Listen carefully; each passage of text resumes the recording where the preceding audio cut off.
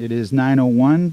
We're here for a regularly scheduled Fort Myers Beach Town Council meeting at Diamond Head. All council members are present. Both managers are present. Town attorney, town clerk. If you would please join me after, if he should choose to want to do it, after the invocation. We have an Army vet in the audience. Mr. Koss, would you lead us in the Pledge of Allegiance after we're done with the invocation? Thank you, sir. Please rise.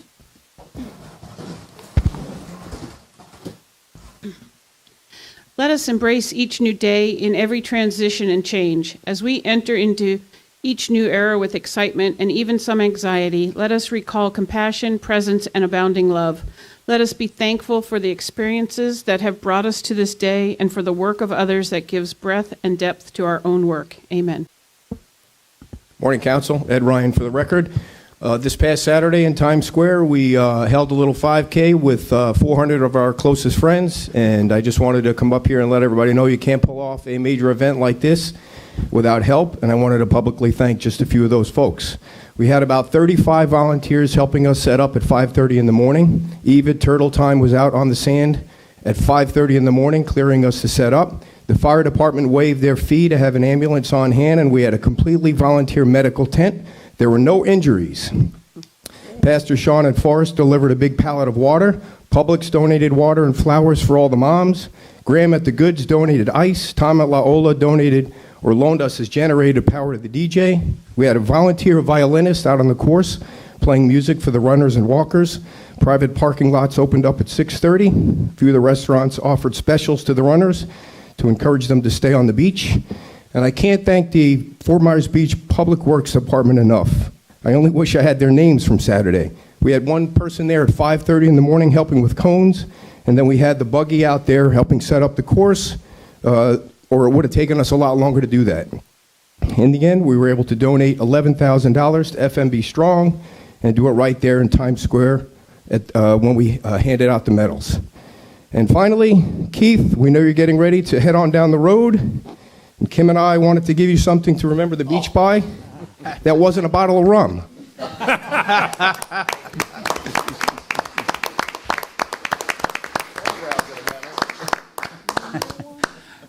Thanks, Ed. And I would not necessarily say that there was no injuries. My ego took a pretty good beating thanks to the vice mayor here.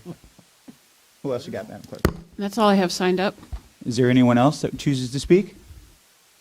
Hearing none, we'll close public comment. Oh, I'm sorry, John, I didn't see you. Come on up. You want to speak? Public comment? At the item. Yeah. Okay. Now we'll close public comment.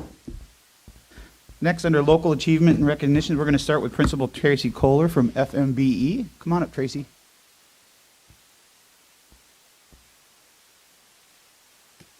Good morning, everyone. It's great to see you. As she mentioned, I'm Dr. Tracy Kohler. I'm the principal at Fort Myers Beach Elementary, and I'm here to give you an update about our wonderful school. Probably the best thing that happened post-Ian for us as a community of learners was for us to stay together, albeit off-site at a different location, which was challenging for our parents. We were able to really lean hard on each other and support each other. So for that, I'm really grateful to the district and to the town and to everyone else who made that possible. So I wanted to acknowledge that and say thank you for that. I also wanted to give you an update on our progress monitoring or our statewide assessments. They're taking place this week, and they also took place last week, a few of those assessments, and our students are doing so well. We should be super proud of them.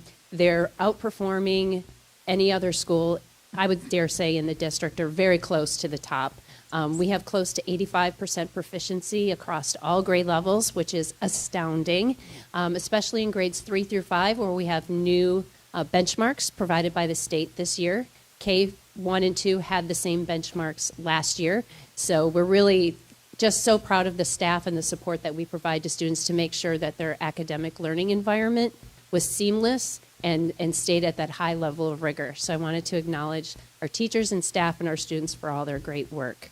In addition, our community has really come forth, and I wanted to say thank you to everybody here. Although I am not a resident of Fort Myers Beach, I have to tell you that since I was able to become principal at the elementary school, the support and the outpouring of love for the school has been just humbling, quite honestly, from the foundations that have provided checks for anywhere between $500 to $5,000 to support initiatives at the school. It's super generous. In fact, just this past year, a gentleman who I had not met before, maybe some of you know him, his name is Joseph Bishop. He passed away in January of 2023. And much to our surprise, we received a letter in the mail from an attorney stating that we were one of the beneficiaries in his trust. We didn't really know what that meant, but a few weeks later, we received a check from his estate for $50,000. So that's just really another piece of evidence that shows how much our community and our families support the school. So for that, I want to also say thank you, and we look forward to continuing those partnerships with everyone so that we can increase the enrollment and meet some of those agreements that we have in the ILA that you'll be discussing today. I also enjoyed working on the ad hoc committee with many of you as part of that so that we can reach the ILA final agreement that you will be voting on later on. We really are excited to be back on the school campus in the fall. The historical building will be the focus area upon which the remediation and remodeling will take place, and there is enough room in the historical building for our students and staff to be back together. And again, continuing that community of learners back on our campus is really critical for us to continue to heal. And we also have a musical tomorrow, 5:30 in Times Square, so I'd like to invite each one of you. It's a public performance. Bring your own chair. Probably bring some kind of umbrella or cooling towel because it'll be at 5:30, and we know there's not much shade down in Times Square. So please know that we welcome all of you so that you can see all of our students performing at some portion of the spring musical. And with that, I look forward to next year, hopefully being back on the beach, and our community of learners will look forward to partnering with you. Thank you. Thank you, Doctor. We'll start down there with you, John. What do you got? I got about three things, and I'll piggyback on what the doctor just spoke on recently. But I wanted to offer a happy belated birthday to Councilor Karen Woodson and Vice Mayor Jim Adderholt. I know we're talking about the ILA later on today, but regarding the Beach Elementary, but I just want to take some time and thank people that were heavily involved in this. I mean, the students just amazed me. They were so poised. I know I couldn't have done what they did at that age, standing before school board and talking about what was going on for them. The parents, the most passionate people I've ever come across. Thank you for all your hard work on this. Doctor and staff, one of the most caring staffs I think I've ever seen in my life. I grew up in the 1960s in Iowa, and I thought I had a caring elementary school, but you just all took it to a whole nother level. I want to thank Chamber President Jackie Lezak for all she did to help out. The business community was important in this too. I know Tom Torgerson attended a few meetings and spoke passionately as well. The community at large, what a great community this is, and I'm very proud to be a part of it. Keith Wilkins, thank you for the time you spent at those meetings as well. Councilors Veach and Woodson, who were in attendance at meetings as well, not only were there but spoke out. Mayor Allers, I know you attended a few meetings, but I know you did a lot of heavy lifting behind the scenes. Thank you. And Vice Mayor Adderholt, thanks for being part of that ad hoc committee. Also, last week I attended a South Florida Water Management Governing Board meeting, and I got an invitation to their reception. It was at the Conservancy of Southwest Florida. I want to thank the President and CEO, Rob Mower, for that, and he offered to help out any way he could here on the beach. So I'm looking at probably trying to get tickets. Maybe we'll work out something with Jeff for a summer school program, or get tickets to that amazing facility. It's just south of the Naples Zoo, but Chris and I got an opportunity to walk through the Discovery Center. And it's a very hands-on thing. So I'll work with him on that and see where we can get some tickets. But that takes care of it for me. Thank you. Thank you. Vice Mayor Adderholt. Just going to piggyback on what Councilor King was talking about. He did a nice job of giving an overview of the effort to save the beach school. And I would just be a little bit more granular with respect to, obviously we heard from Dr. Kohler, who was extremely helpful, along with one of the teachers who served on the ad hoc committee, Alicia Catlett. Dr. Kohler, of course, has a unique qualifications to be part of this effort, in that she's a University of Wisconsin graduate. So I thought that should be noted for the record. Obviously, Jackie Lisek was great. And then, but there were 4 parents the parents overall were spectacular, but there were 4 parents on the ad hoc committee in particular. And I've been in politics for a long time, and these 4 people, I stand in awe of them. John Koss, Jenny Tardif, Patrick Van Ness, and Monica Schmucker. Highly intelligent, passionate, and I would say in very strong terms, incredibly strategic.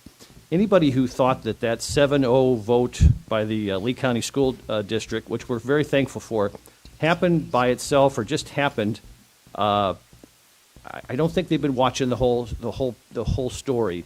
These 4, along with the parents overall and the kids overall, they led this effort, and they managed the effort at a time when their personal lives were in complete disarray, as everyone's was on the island. I don't think the school district fully understood, and in fairness to them, there's no way they can. I don't think they understood what everyone on this island was going through. You really can't unless you live here.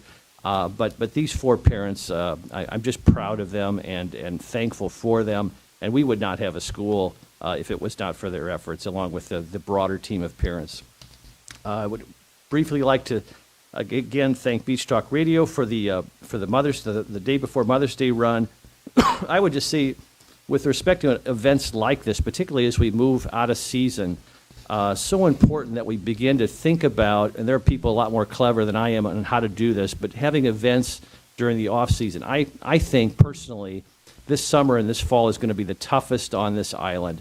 As we go into move into the rebuilding phase, I'm extremely optimistic about the future, but the summer and the fall is going to be particularly tough on our local businesses. And so any type of festivals or events where we could draw people to the island would certainly be appreciated. That's why the Beach Talk run was so important. But also, I think and the mayor talks about this a lot, I think we ought to work with our PIO and with Jackie from the chamber, but we really need to be talking about really making a concerted effort to buy local, support our local restaurants, bars, and stores, and shops that are open and that are opening, because it's going to be tough this summer and fall. I think we're going to, as I always talk about, we're going to have a functional paradise again next season, but this summer and fall is going to be very, very hard. So when you think about leaving the island for meals or shopping, boy, take a second look and see if there's a way on the island you can stick around and help our local businesses during this difficult time. Lastly, to Keith and his compadre, Chris, I refuse to say goodbye to you, but I will say thank you, and I will say Godspeed to both of you guys. Thank you. Thanks, sir. Councilor Woodson? Well, I think there's a lot of piggybacking going on, but I just want to say thank you so much to the parents, and especially our kids of the Beach School. I mean, the announcements of their scholastic achievements in this kind of tough year, I think it's just incredible, and it's so important. The parents that have been involved in this and have been supporting their kids, the teachers have been amazing. I just can't thank everyone enough, and I'm just really, really proud of everything that you've done. I totally agree with Vice Mayor Adderholt about events and getting people to the beach. And I know there was a lot of negativity about having the 4th of July parade. We didn't know that we were going to have the cleanup from Lee County at that time, and so maybe that is something that we can refresh, or at least have some kind of festival for 4th of July. I know there won't be fireworks, but we need to move forward. We need to keep this town active. We need to keep it moving for all of our businesses and our residents. Keith, this is a sad day for me, anyway. I just want to thank you. Thank you to you and Chris. You are going to be sorely missed. I think we have a great new town manager in Andy, but I too refuse to say goodbye. Who knows? We might take a field trip. You just never know. There's an annual reunion as well. Oh, and an annual reunion. I didn't even know about that one. Okay. You're going to be here for the almost Mother's Day run again next year, right? Yeah, there you go. All right. So thank you. Should have read the contract a little closer. Counselor Veach? I guess it's tough at the end. There's a whole lot of piggybacking going on. I just want to say I really was proud of our community with the parents and the kids, that it showed the strength and compassion that we have here as our community, and the work of the ad hoc committee. I also want to thank Keith, and I'm looking forward to see how Andy does without the training wheels. So, but thanks Keith. You came in at a difficult time and helped us through the transition, just like you intended. All right. Well, just a couple things. One, I think, again, we use the piggyback word, but to say that I'm proud of what our community came forth and did with the school, this elected body, as well as the school board elected body, it really shows when people put their heads together and they're willing to work together, you can really come to a positive outcome for everybody. In any negotiation, if it's a good negotiation, a friend of mine always says this to me, if it's a good negotiation, nobody gets everything that they want. And I think that's the case of what we had here with the school board. It's going to get our kids back. We'll continue the fight. It's not over yet, but we'll keep going. Also want to thank Beach Talk Radio for their organization of the run this weekend. It was impressive to see the amount of people that were there. I wish some of the winners would have stuck around a little longer, especially the ones from the beach that took first place. But it was a good event. I almost beat my time. Next year I'm coming for you, Vice Mayor Adderholt, so be ready.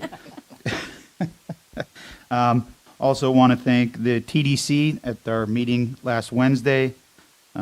Everything that we had asked for was approved. There was no cuts in anything, so keep an eye out. I believe Jenny's going to get out some sort of news release of what all those things were.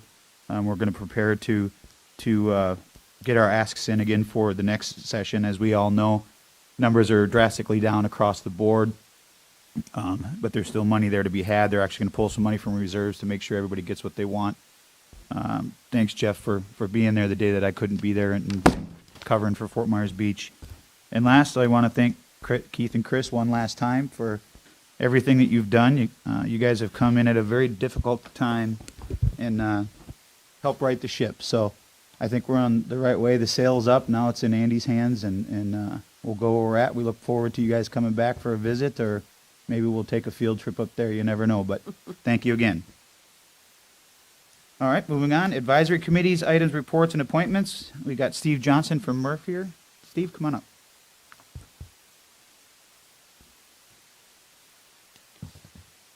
Morning, Mayor, Vice Mayor, Council, Town Council, Madam Clerk, Mr. Hyatt, Mr. Wilkins. Thank you, by the way, for all you've done for the town. Today's Marine and Environmental Resource Task Force project review is specifically about new agenda items. We met last week. And the first items on the guidance report here are ongoing. I brought those up to you last month, just regarding remedial projects that we're waiting for activity on. But as you can see on the status side, as you go down the first page there, you'll see under status new. So the first one is rebuild right, and the idea here is these are agenda items we're potentially going to pursue. All the advisory board made recommendations, brought up topics. And so we're looking for guidance from the town and potentially prioritization. So the moniker we've used is rebuild right, but the first was beach accesses. So in this case, is there a need to research the data on resilient beach design? We had terrible scouring, and they also had come up with the request to have the initial focus on safety.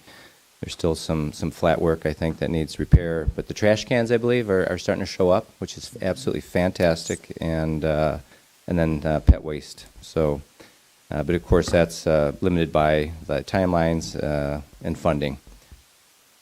Next up was rebuild right Bayside Park. I know there's beginning to be plans for that. So that's an item that the Garden Club even showed up to offer up their resources for potentially the tree selections. Going to the next page, and if there's anything, please stop me if you need any more information. But again, rebuild right mangrove protections. I think this was offered up due to the situation that happened at the Beach Theater. And really, what does the town have as a response to just buying credits at the Pine Island mangrove depository to continue to do what they'd like to do. Also, rebuild right was just town vegetation with regards to just revegetating the town properties from A to Z, but also hopefully to codify that landscape and vegetation management ordinance, which would prevent invasives from being planted. Continuing down, again on rebuild right, we've had a topic came up regarding the density and intensity as we move forward and its effect really on the environment on a barrier island. So building elevations, temperature increases, wind patterns, all those types of good things, hurricane evacuation requirements.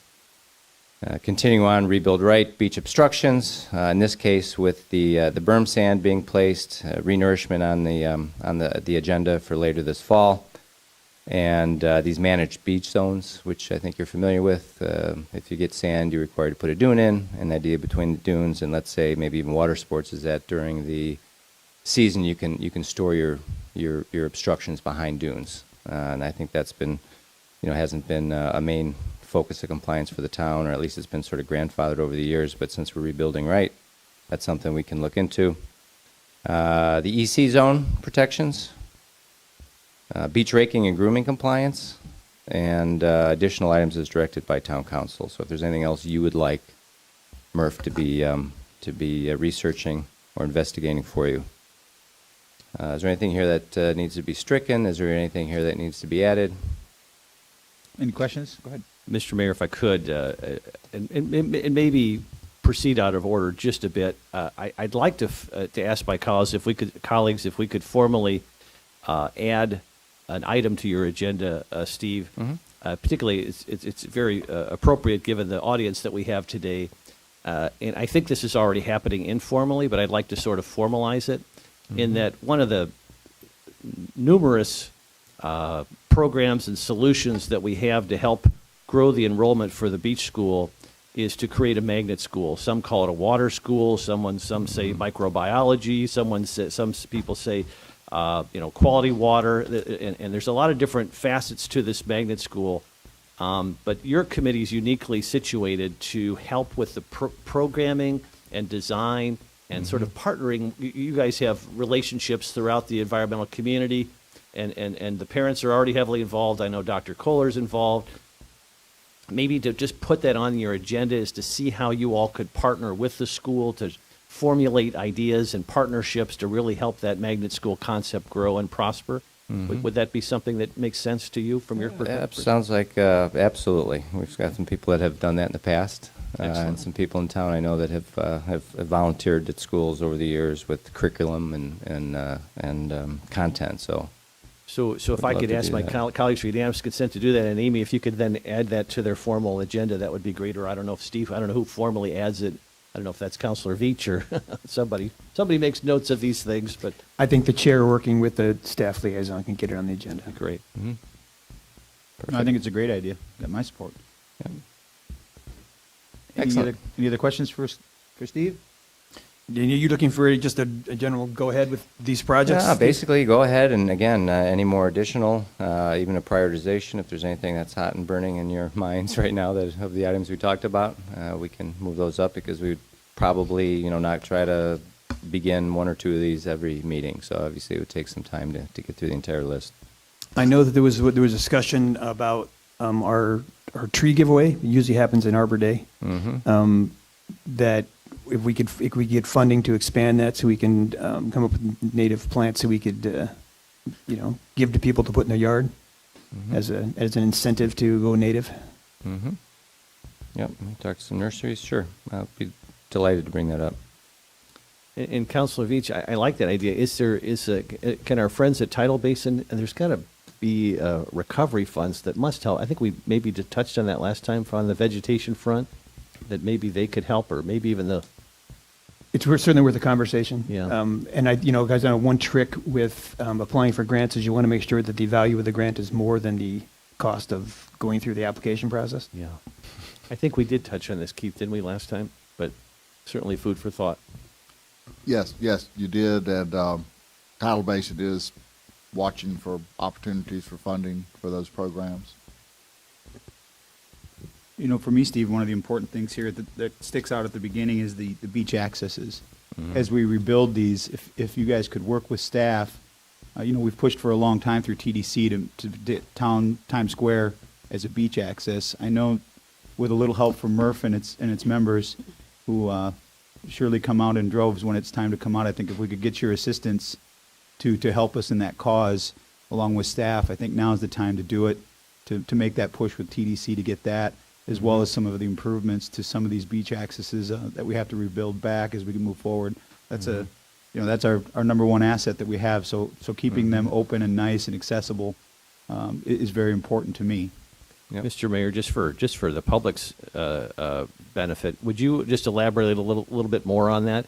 Are you talking about having Times Square designated a beach access, or finding a beach access within there? Or because I know we've had a hard time getting funding for Times Square from TDC. What are you thinking about? Exactly what you said. The Times Square as a beach access. I can't think of a more heavily traveled entrance to the beach than Times Square itself. Whether it's Lynn Hall Park or directly down, people walk through there constantly. You see more people in and out of there daily than you do at any other beach access. Sure so do. In Crescent Park. Crescent Park as well, yeah. So I think it's important to try to, you know, the answer may still be no, but if you keep asking, eventually it's going to be yes, hopefully. So now, if any, is a time to, as we have to rebuild all of Times Square as well as the pier and the park on either side, I think now is a good time to make a push for that. Okay, excellent. And I think one reason why they don't consider it beach access is because the town doesn't actually control any land that's on the beach, right? I mean, everything is county. And I do believe, though, there's one little sliver of land that's actually got a strap number, which is between the pier and the buildings and on the other side of the park, that if there's a way we can negotiate acquiring that from the county, who now has it, that would give us a connection from the beach to Times Square. And maybe that's a possible, in the negotiations that we're doing with the county with various things, like a master plan, that if we can get that solid connection from town-owned property from the beach to Times Square, maybe that'll get us over the hurdle. Well, one of the things we do is research, so we'll find out what we can and get back to y'all. I think another piece on this list that I think is very important as well is the Bayside Park. I mean, that is kind of the culmination of Old San Carlos. We've got a lot of activity going on there. And I know there's been work being done. I just don't know exactly where we're at with updates on Bayside Park. But, I mean, that could be such a focus point, and it can happen sooner, much sooner than later, and certainly much sooner than Times Square. So that should be a major focus for us as well. Mr. Town Managers, if it's not already on your list, can you give an update to us under your items at the end of where Bayside Park is as far as sending it out for design and that kind of thing? We have Jason in the audience, too. Or Jason? Doesn't. Yeah, sorry, not to exclude you there, Jason. And I don't think probably the tomato plants in Bayside Park are considered native. Tempted to eat them, but geez, all these wild tomatoes laying around. They're good, I'll tell you, the though. ones from my They are backyard really taste good. pretty good. Are they? I was a little hesitant. I was a little hesitant, but I'm still here. So. Thinking they were full of hurricane juice. Hey, they're well. They have nitrogen and all kinds of things going. Well fertilized. Well fortified, right? Steve, you didn't have to go there. I was going with it was the the mulching box that we had in the backyard. That's why, or what are they called? Compost. Compost boxes. Yeah, Yeah. that's right. There's nothing Anything else for Steve? All right. Let's Thanks, get back. Steve. Thank you. Anyone else, Madam Clerk? No other? All right. Move on to the approval of minutes for the Town Council meeting on May 1st, 2023, and the Management and Planning session for May 4th, 2023. So moved. Got a motion? Is there a second? Second. Got a motion and a second. Any discussion? I just noticed that on page 15 of the packet under Tidal Basin presentation, they misspelled Eliza's name. It's Alyza instead of Elisa, I think. Okay. Any other discussion? We've got a motion and a second. All those in favor signify by saying aye. Aye. Opposed? Hearing none. Motion carries unanimously.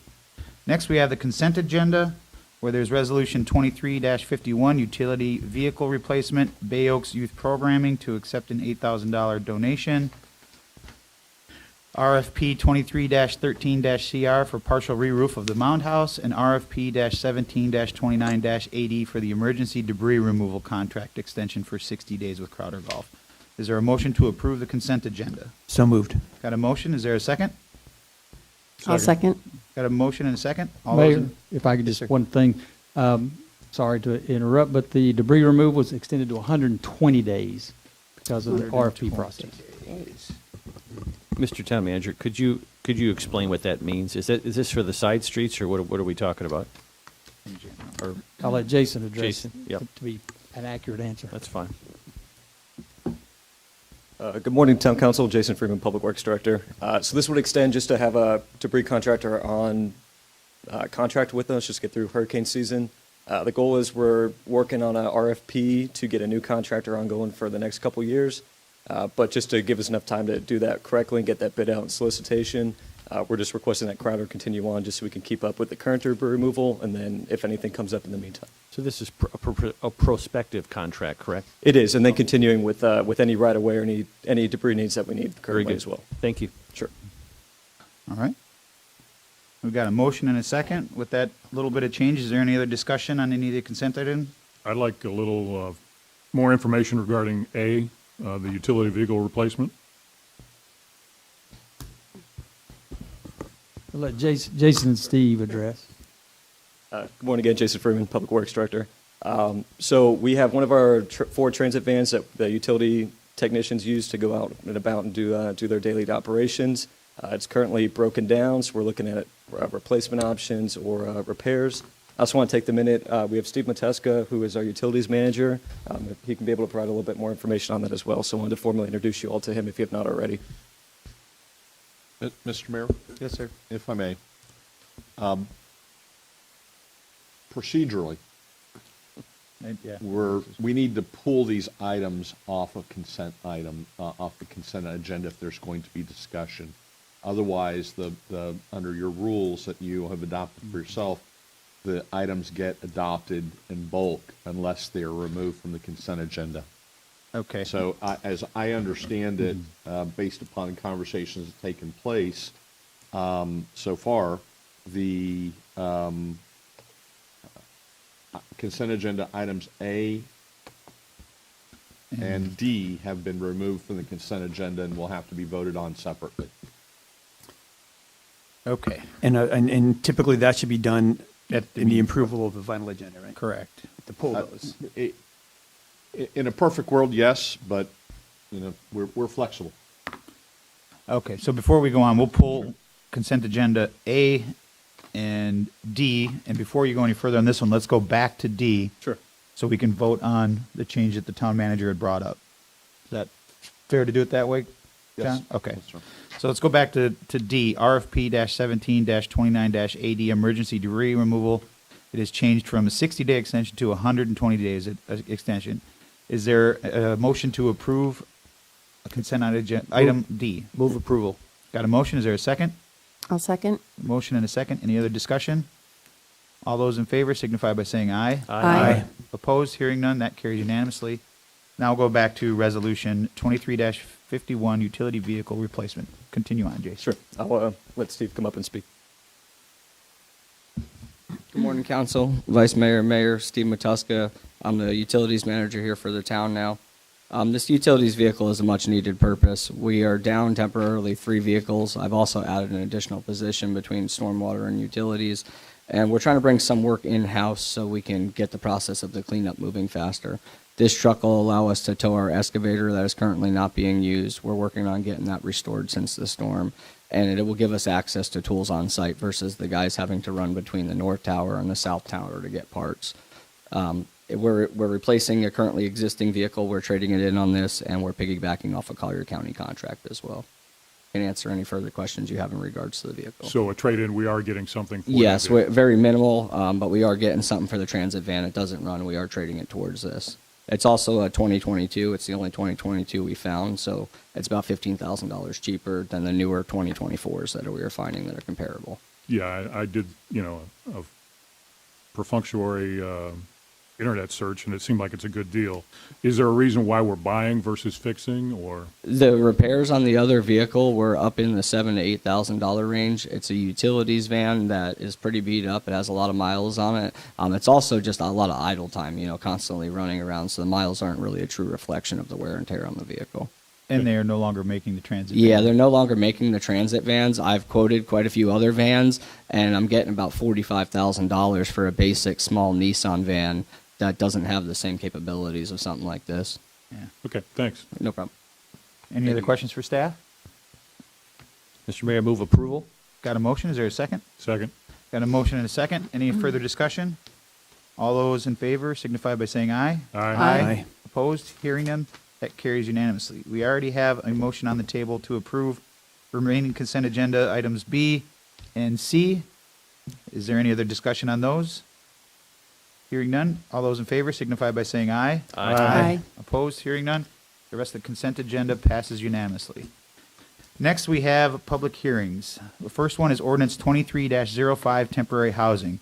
Final reading and public hearing for proposed ordinance 23-05 entitled An Ordinance of the Town of Fort Myers Beach, Florida, authorizing the placement of temporary housing and temporary governmental use facilities in specified zoning districts of the town, providing for conflicts of law, Scrivener's errors, severability, sunsetting of this ordinance, and providing for an effective date. Who's starting us out? Mr. Town Manager? That'll be me. Thank you, Mayor. Wrong one. It's the ordinance for the temporary housing is our trailers. Basically is where we're set up, and we need to just get this approved so we can move forward and continue to be in that spot or find another location should the need arise. All right. Any questions for staff or John? Yes, sir. Mr. Mayor, there has been some discussion at the staff level, primarily the Community Development Department, with regard to the issue of the intent of this ordinance. And as the manager indicated, a significant portion of this is the ability for us to have our temporary facilities for the sheriff's office to have their temporary facilities, but also for the rebuild of individual homes. We have had, or staff has informed me that we have had at least one inquiry already to put a mobile home or RV for short-term rental. And I believe that has always been the intent of this council that not be allowed. And there's been that discussion before. So the suggestion is, if it's agreeable to the council, that on the second page of the ordinance, which is page 323 of 396,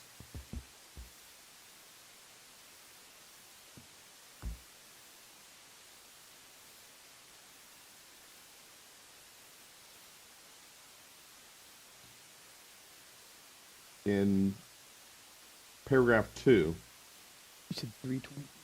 323.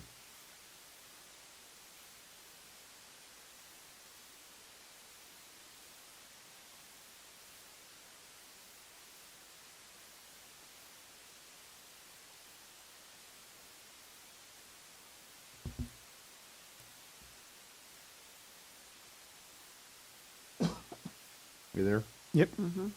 At the end of paragraph 2, the following sentence be added so there's no doubt whatsoever about the council's intent. A TTP shall not be used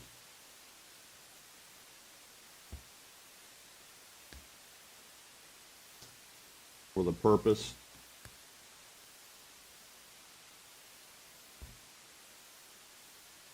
of placing and operating a short-term rental. John, with that, I got a question about, paying attention to the Senate Bill 250 that has some wording in there specifically revolving around this. There's talk of it going, if it's signed, going to 36 months. Would this then have to come back before us to change that to fall in line with state statute? I think that from a practical standpoint, we would continue to follow this ordinance with the extended time period as essentially preempted by the state. So, which is consistent. I don't believe it needs to come back, because if you look at throughout the document, on the following page, 324, it talks about increments in 6 months, not to exceed 18 months. There's a catch-all that allows for it to be extended for more time if the property owner is working in good faith towards completing the home in question.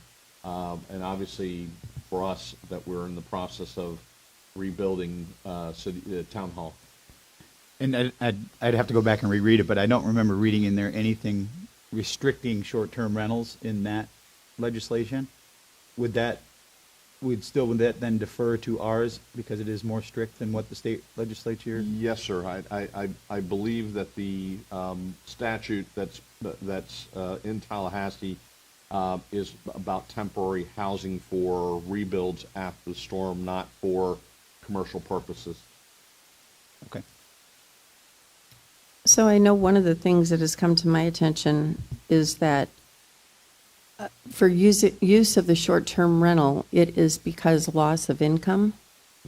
And I don't know if that plays any part in this, but people are concerned about that, and that is why I think this has come to us at this point, because short-term rental maybe was, or, obviously part of their whole income, and that's a loss of income. So I don't know if that plays anywhere here. Well, I'm glad you brought that up, because it made me think about some other things that are in the legislative session that are coming out, is making it easier or allowing businesses to litigate against municipalities. And I don't know the exact wording in it, but it was something about allowing businesses to litigate against municipalities should they make a change or do something that would affect their business. If they have their short-term rental listed as a business, is that something that we would have to worry about? I don't believe so, because we're not changing our short-term rental regulation. But by putting this in this temporary ordinance, are we then restricting their ability to operate their business? No, I don't believe so. Your code and the short-term rental regulations talk about single-family home. Doesn't identify RVs. Doesn't identify trailers as eligible structures for licensing as short-term rentals. Whether or not we get sued, it's hard to look into the crystal ball. I don't believe such a lawsuit would necessarily be successful given the circumstances, and more importantly, given the purpose of this particular ordinance. The purpose of this ordinance is to provide relief to individual homeowners whose homes have been damaged or destroyed, and to allow them to put a temporary trailer or RV, as the case may be, while they rebuild.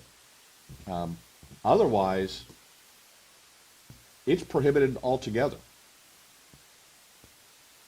So what you're doing is you're providing for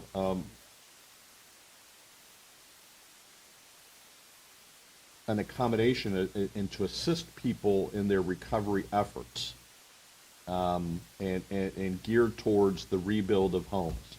If you all want to allow it to allow people to use those RVs for some other purpose, now's the time.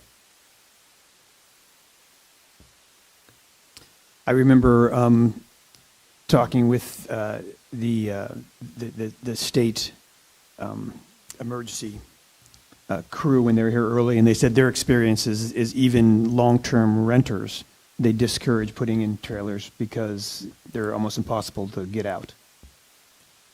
And you know, that the renter doesn't have control over when that structure is going to be put back up. Mr. Mayor? Yes, sir. I'm sorry to do this, but I asked the clerk before the meeting started. We thought that the public hearings A and B would go relatively quickly, and we've got a lot of folks sitting out there who have full-time jobs. I wonder if we could, this is an important conversation, but I wonder if we could just table this for a moment and move to the administrative agenda so these folks can get back to work.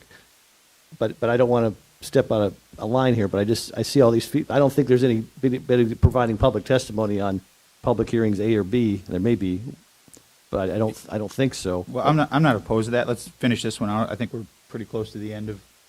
Well, I looked like we were setting up for a long debate on this, but maybe I'm wrong. No, Okay. I don't have anything else, but I'm not opposed to that as long as my fellow members aren't. And John, can we do that procedurally after we finish this weekend? Okay. Are there any other comments on this? Yeah.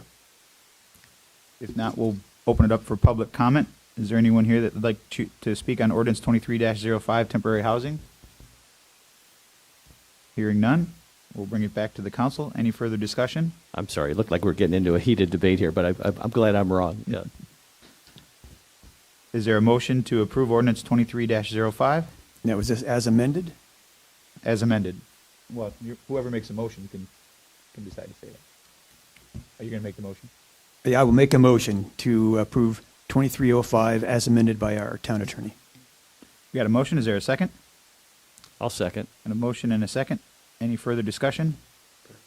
Hearing none. All those in favor of ordinance 23-05, signify. Roll call. Oh, roll call, sorry. Counselor King. Aye. Vice Mayor Adderhall. Aye. Mayor Allers, aye. Counselor Woodson. Aye. Counselor Veach. Aye. Motion carries unanimously. Now we will move administrative agenda item A up for discussion. It's Resolution 23-45, interlocal agreement regarding Fort Myers Beach Elementary.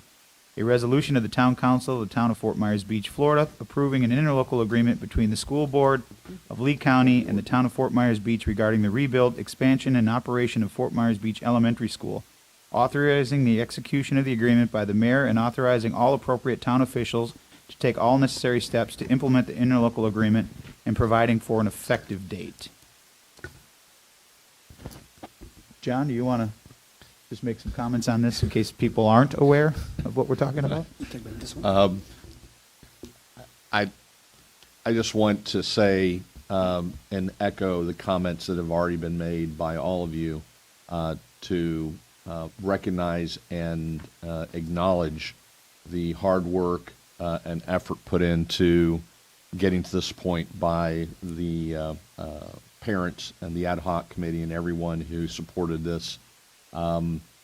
We went through a very long and difficult at times communications with the Lee County School Board and their general counsel's office. It was very cordial, but it was long, and ultimately came to the document that you have before you, which provides for the rebuild of Beach Elementary, phased improvements to Beach Elementary, and ultimately an expansion of Beach Elementary if certain targets as far as increased enrollment are achieved, which is ultimately the goal of the community and presumptively the Lee County School Board. I'm sure they spoke on the issue when at their meeting. And so it's before you for approval. Are there any questions for John or any other staff member? Hearing none. Public comment? John, come on up.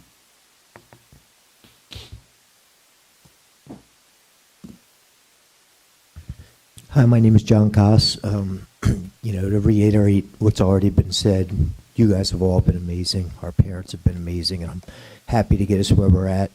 I did want to, there's a little confusion going out about what we have in front of us, just when people approach me, because a lot of people ask me, and yeah, we have to build our enrollment, absolutely, but the enrollment's not the driving thing in this ILA. It's cost per student. So, before the storm, there was numbers out there, I think $20-some thousand cost per student for our kids as opposed to Sanibel. Well, the school district, along with Dr. Kohler, have been working real hard to find efficiencies within their operating budget, and we're already finding they are already finding some savings to that. So I just wanted to put that out there. Some people have it in their mind like we have to have 150 kids by this date. That's not what this agreement says. The agreement says that 4 years from now, that our cost per student needs to be in line with Sanibel or Pine Island. And like I said, there's different ways to get that, to get that in line. That being said, this is the beginning, not the end. It's been a stressful, long process for a lot involved in this. We're going to have to stay engaged as a town, and we're going to have to look to ways, quite frankly, just to start raising money. Hopefully we get this taken care of to where we don't have to contribute anything to the county or to the school district that we already give $24 million a year to. That being said, it would be unwise of us not to start going down the path to where we line fundraisers up with some of our amazing members of the community. Ed could probably help us get the word out there, and talking with Jackie, maybe setting up some legacy donors and getting like a trust for the school, going. So I just wanted to mention that to all you guys. The Water School idea is something I talked to Jim, and mentioned to Jim. There's some obstacles in that.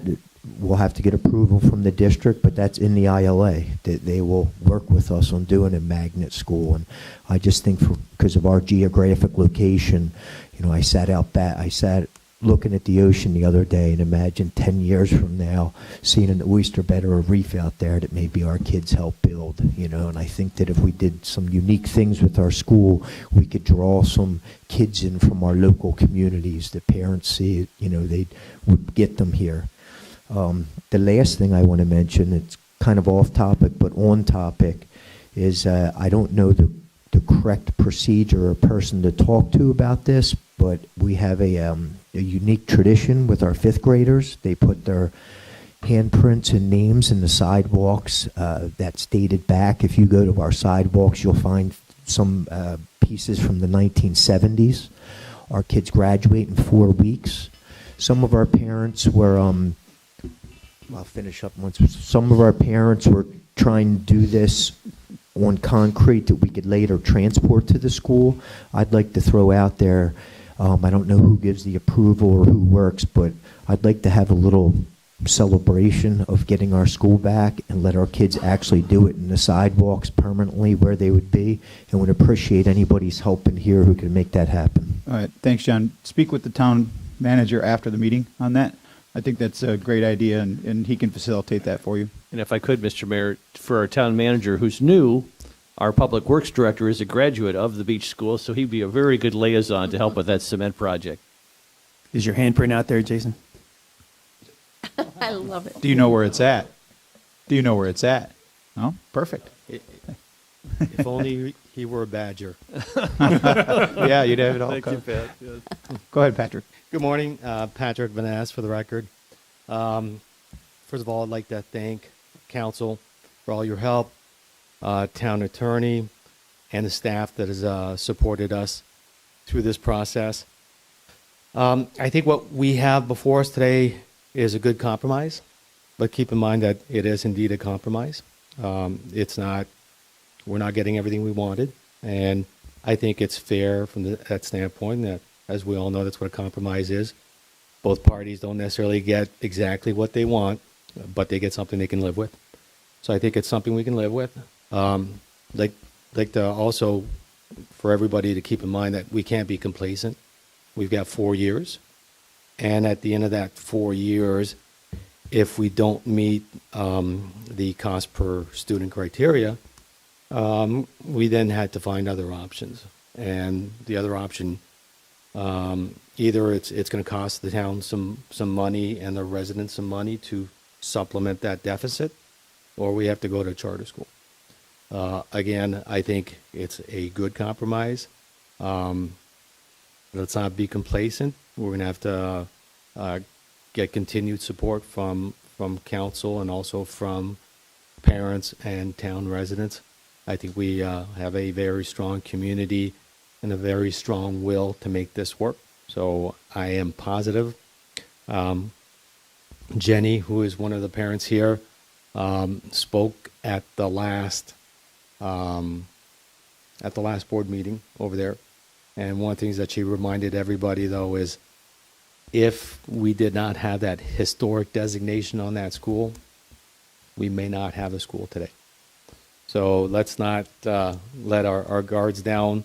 Let's work really hard in making these things happen, either the magnet school, making sure that we ask the district for a bus hub off island so we can bring the kids onto the island and get our enrollment nice and solid and the school nice and healthy. That being said, we formally asked for your support for that ILA, and we'd like to thank you for your help. Last but not least, a lot of the kids on the beach this summer did not have summer camps like we traditionally have. We were able to get at least 25 kids that can participate at the summer camp at the Mountain House. So Jeff and your staff, thank you very much for doing that for all the parents and all the kids. They're looking forward to it. I think they're going to have a great summer. Thank you. Thank you, Patrick. Monica?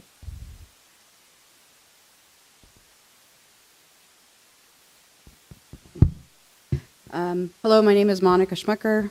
You may know that. I served on the ad hoc committee, and I'm up here to formally request that you vote and push forward this ILA. But I do want to thank, first and foremost, Mr. John Herron, who I feel was thrown in almost blind at the beginning, and he worked really, really hard to listen, to engage with us, to understand the parents, understand the concerns, and also, most importantly, involve the parents who are the stakeholders in all of this. Notwithstanding any pushback he may have received, he did a really, really great job of representing our interests, and I want to formally thank him. And I also want to thank Vice Mayor Aderholt, who has been compassionate, has offered so much wisdom, and really listened, and was just such a huge part of our committee and making this possible. So thank you very much to Mr. Aderholt. And of course, I want to express my support for this ILA. I think it represents a lot of really great brains coming together and coming and just putting forth something that, like Mr. Vanaz said, we can live with. But I think it's a win, I guess, for us, because we are going to be able to take this and build on it and build the school and eventually get to where we want to be, even though we're not getting 100% back of our school today. We can work that. So it has set forth these benchmarks so that we can get to where we do want to be, provided we continue to do what we have to do as a community to bring in more folks, do the increase enrollment, and everything that's been discussed. One thing I want to mention specifically about the ILA, it does require that we put together a committee to monitor and reach the goals. And one of the folks in that committee has to be a town council member. So I wanted to recommend that we keep Vice Mayor Jim Aderholt on that committee, and for the simple reason of he's just been in it since the very beginning. Not that any one of you would make a wonderful part of it, but I think that since he's been there from the beginning, just for that continuity, that would be my recommendation, and that's what I would ask for. Other than that, I just want to encourage you all to please push this forward and vote yes. Thank you. Thank you, Monica. Anyone else? I didn't see you. I didn't see you back there. I just wanted to say that I appreciate State your name all first. the unity and support. You got to say your name. Oh, for I'm the sorry. record. My name is Jenny Tardif. I'm born and raised here on Fort Myers Beach. My kid goes to Beach Elementary. You might know her. She's Marina. She's a little bit of a celebrity. I just wanted to say that I appreciate all the unity and support through all of this. Within a week of the storm, I had people telling me, the beach will never be the same. And as someone that's from here, that was really hard for me. But obviously, nothing's going to be the same after that. But I have to say, when I joined this ad hoc committee and I saw the community and the entire council behind us, it was such a relief for me. And it's true that the island is forever changed, but that's what happens regardless. Anytime you overcome anything, you're changed. So it's true that my kids are going to grow up on a much different island than I did, but they will have some of what I had, thankfully. Bay Oaks and the Mound House, Bowditch, Lover's Key, and with the support of this council, they're going to have beach school. So I'm just very thankful that we have these staples in our community for them, and I think growing up on this island will be just as amazing for this generation of beach kids. So thank you for protecting our kids from further trauma, and thank you for helping us start them on such a strong foundation. Thank you. Thank you. Anyone else? Seeing no other public comment, we'll close it and we'll Mr. bring it Mayor, back. if I could, before Yes, we sir. close, is Principal Kohler still here? She is. I'm sorry. I don't want to put you on the spot, Principal, but I think it would be helpful for you to come up. And I assume the budget's public. So if you could share a little bit about some of the economy, so we don't want to get into all that. Okay, all right. I see John's head nodding, yes or no. John is the spiritual leader of this group, and I always do what John tells me to because he's a lot bigger than I am. So if you want to pass on that, that's fine. I like how you use heavily worded spiritual. Again, Tracy Kohler, principal of Fort Myers Beach Elementary. We are in talks with the school district regarding some, I guess it's been termed right sizing of the school, but really what I'd like to say is continuing the utmost supports for our students moving forward. We're having discussions with the district around that, what that staffing structure would look like. And by the end of the year, we'll be able to announce some of those adjustments that we've made, but it's all moving in a positive direction to get that cost per pupil. And that's right on the mark. what I was looking for, Principal. It's just that to demonstrate that the school is making a good faith effort to Absolutely. comply with our end of the deal already, which I think Yes. is very impressive. There will Yeah. be some significant savings along that. Thank you very much. Thank you. Thank you, Doctor. Any other public comment? Terry, come on up. Good morning, council members, Mr. Mayor, town managers. Terry Prasad, Sunset Beach Tropical Grill. Just want to point out to you guys that it's been 1 month since the council directed the town attorney, Mr. Herron, to provide a counteroffer to my settlement, which has yet to be received. This afternoon at 2:30, there's going to be a federal mediation process. Mr. Herron was also supposed to provide a confidential... Terry, hold on just a second. John, should he save this for final public comment, or can it be under? Okay, this is for the ILA for the school board. I know you just walked in, so you probably didn't know where we were at in the process. So save your comments for the end. Thanks. Any other public comment?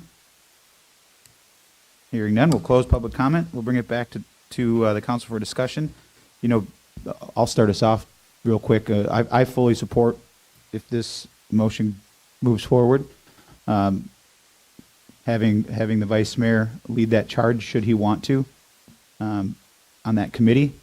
I also made a note here that I know we've talked about it in the past, but as we move forward, I think it's very, very important that we come up with a corporate partnership strategy to get them information on what activities we have at the school, what after-school things that we do, so they can really heavily promote in recruiting their people to come in, to bring their kids to the school, drop them off, go to work, pick them up at the end of the day. I think that's going to really help drive some of these numbers where we need them to go. So personally, I'd really like to see this committee work heavily on creating a plan and some literature to be able to get to the people that we know that are coming and building and investing in our community to hopefully get us to this goal line before we even come close to the deadline. So those are my 2 cents. Any other discussion? I just have a question, and I read the ILA, and I honestly cannot remember. So I know the historic school gets renovated first. What is the next steps then in the plan for the rest of the school? Is it as the population increases, with the kids, or? Patrick, hold on. Hold on. I think the vice mayor can handle this one. Well, it's a great question because there's a number of variables involved, and a lot of that will depend on the cost per student. A lot of that will certainly built into the ILA is the cafeteria piece of the puzzle. But I think the way the town attorney has, I think, appropriately structured the deal is that as the student population grows, there's certain state requirements that requires Lee County School District to respond accordingly to the space needs of the school. So correct me if I'm wrong, John, I think everything is really contingent upon the state rules as they relate to the growth in enrollment of the beach school. So we have a protection there for the school. Should enrollment grow, I certainly think there's a good faith. Mr. Vice Mayor and Commissioner Woodson, to a degree, yes. There is a requirement by the school board that it repair, number one, Beach Elementary to accommodate the current enrollment, which was around 50 students plus or minus. There is a requirement that within, at its cost, within another 12 months at a bare minimum, the school board at its cost must put in the facilities, the kitchen facilities, to provide for food service to the children. And then depending upon the level of enrollment, the school board must comply with the state mandates of providing additional facilities within the historic school, which they calculate up to approximately plus or minus 80 students. So they will have to do that. That is their requirement at their cost during the first 3 years. If there are additional enrollments, then under what's called Phase 2, they would then have to expand the campus, essentially, to more in line what it was prior to the storm, with additional buildings and facilities to accommodate that additional student population. The benchmark at that point is as long as the cost per student is consistent or comparable to the comparators, which are Pine Island Elementary and Sanibel Elementary. And that then becomes the benchmark by which the school will continue to be operated with, hopefully, no additional funding by the town or corporate citizens, or the need to convert it to a charter school. So that those are the things that the school board must do under the ILA. And do we know yet if it's possible to bring those current buildings back through mitigation and cleanup, or they don't know? Or? They have told us that they have to. It's best that they're destroyed because they would have to elevate them otherwise, and because they don't have the historic status that the historic building does, and given their current state of affairs, they would rather just start fresh and have those torn down. They've already made that decision. Mm-hmm. Yeah. Are there any other questions for staff? Hearing none, Vice Mayor, would you like to make a motion? Thank you, Mr. Mayor. Mr. Mayor, I move approval of Resolution 23-45, interlocal agreement regarding Fort Myers Beach Elementary School. And I will have, go ahead. I was going to do it, but John, you beat me to it. We got a motion and a second. Any other discussion? Hearing none. All those in favor signify by saying aye. Aye. Aye. Opposed? Hearing none. Motion carries unanimously. Good job, guys.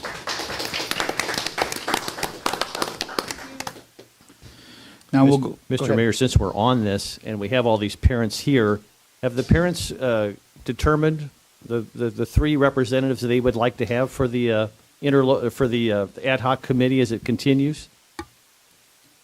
Do you want to take some time to think about that? Yeah, I think that I guess we should have asked, does anyone have any objection to Vice Mayor Adderholt being the council liaison for this committee? No objection at all. None. All right, then I think you can work on that directly with them.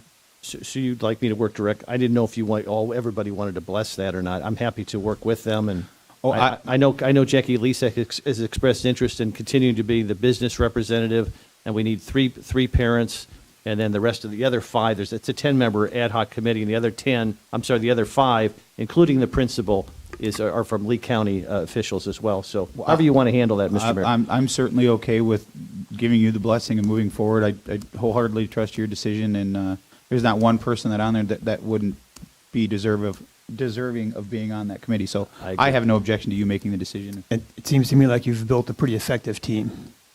They have built the team, but yes, we have a great team. John, procedure, is there any problem with that, or because it's a committee, does it have to come back before council, or can? No, I think that what the ILA requires is one member from the council, which has already taken place, and then I don't know what the exact number is from the. It's five from Lee County, and it says in the ILA that the town establishes this ad hoc committee. So I assume we can then do that, John. Correct. Yeah. Once the group of parents provides the names to the council, we can then create that. I would, historically, the committees that the council has, permanent committees, have been created. There's been an ordinance that creates the committee. So I would anticipate, unless you tell us differently, we would do the same thing for this committee. That's fine. It'll take a little time to get the names from Lee County as well as to who they want as their representatives. So I'd be happy to bring that at a later date before the council. But by the way, I would be honored to serve. I'd go into war with these people. They're something else. All right. All right. We will take a quick 10-minute break, and then we'll come back to go to move on with our public hearings. We will come back at 10:25.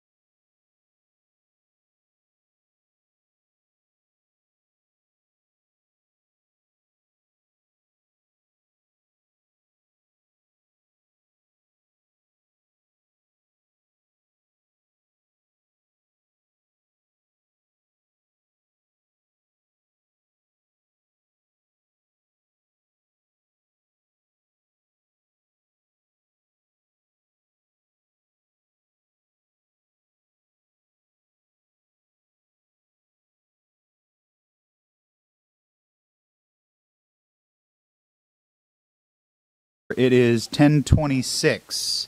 Next, we have public hearing B, ordinance 23-08, parallelogram lot setbacks.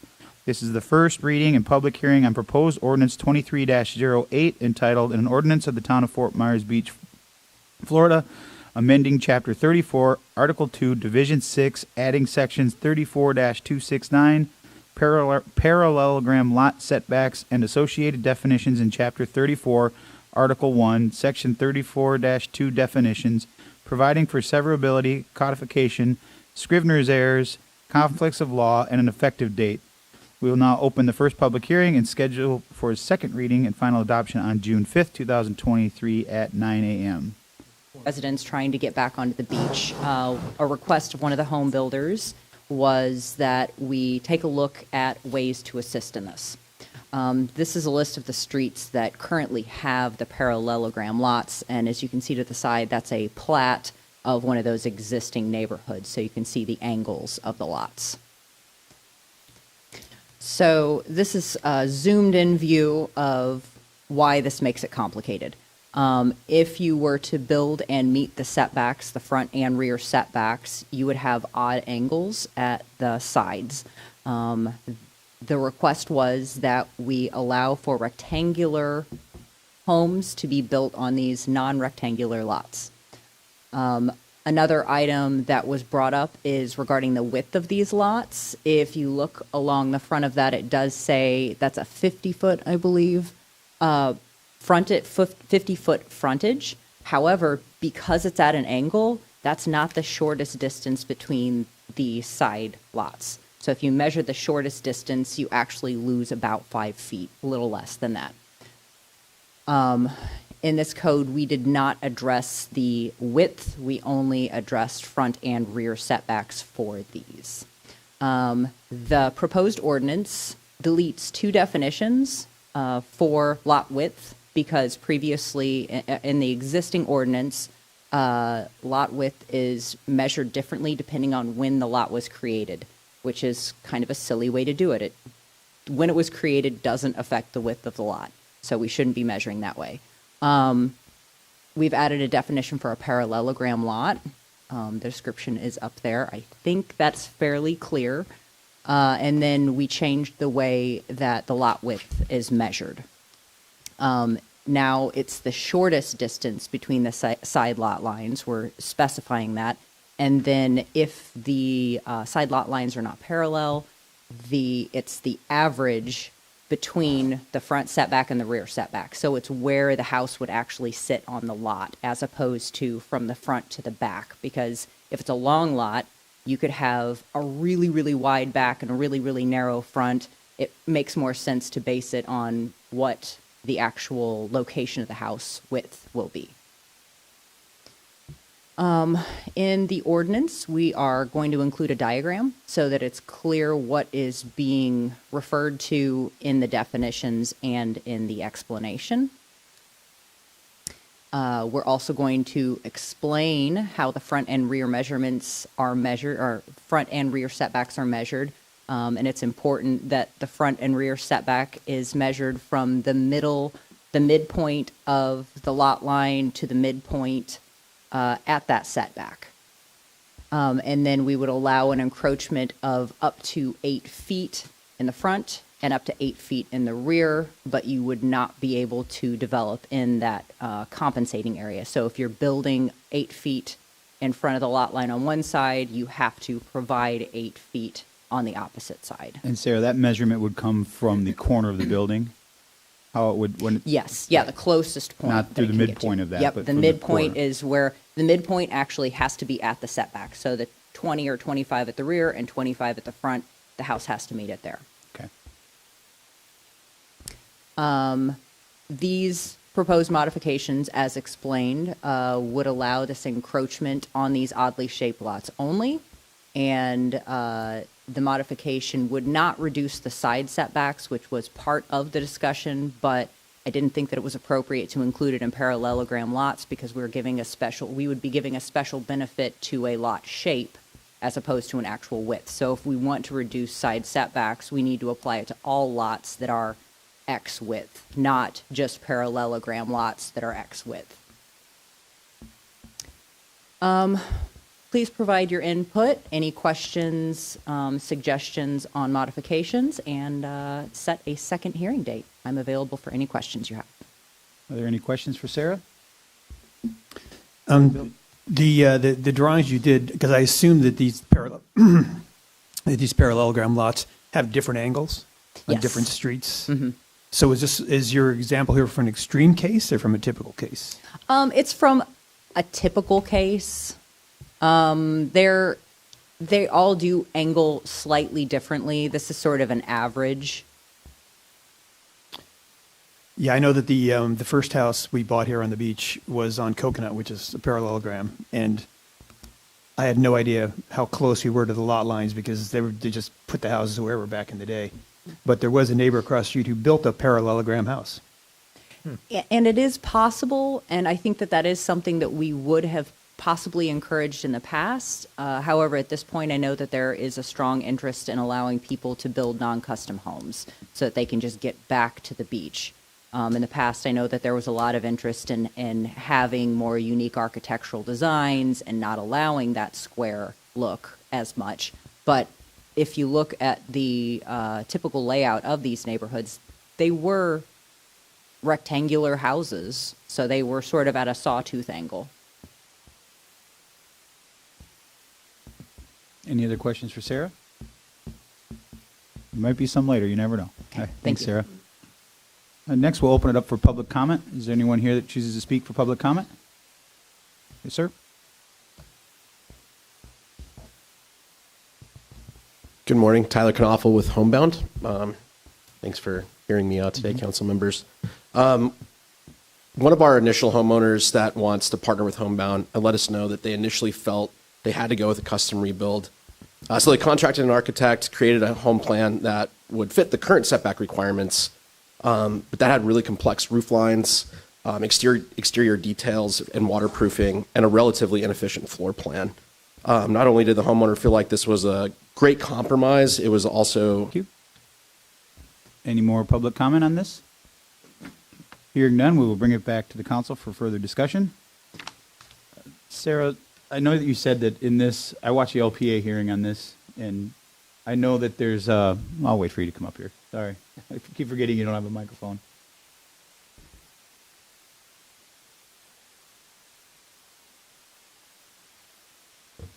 I know that there is a, I look at this case kind of similar to like we talked about those small cottages up on the north end, and there was no chance for them to build back what they had before, but through the LPA and the council, changes were made to allow them to build back at least what they had, and they could go bigger if they wanted. They just had to come in and go through the process.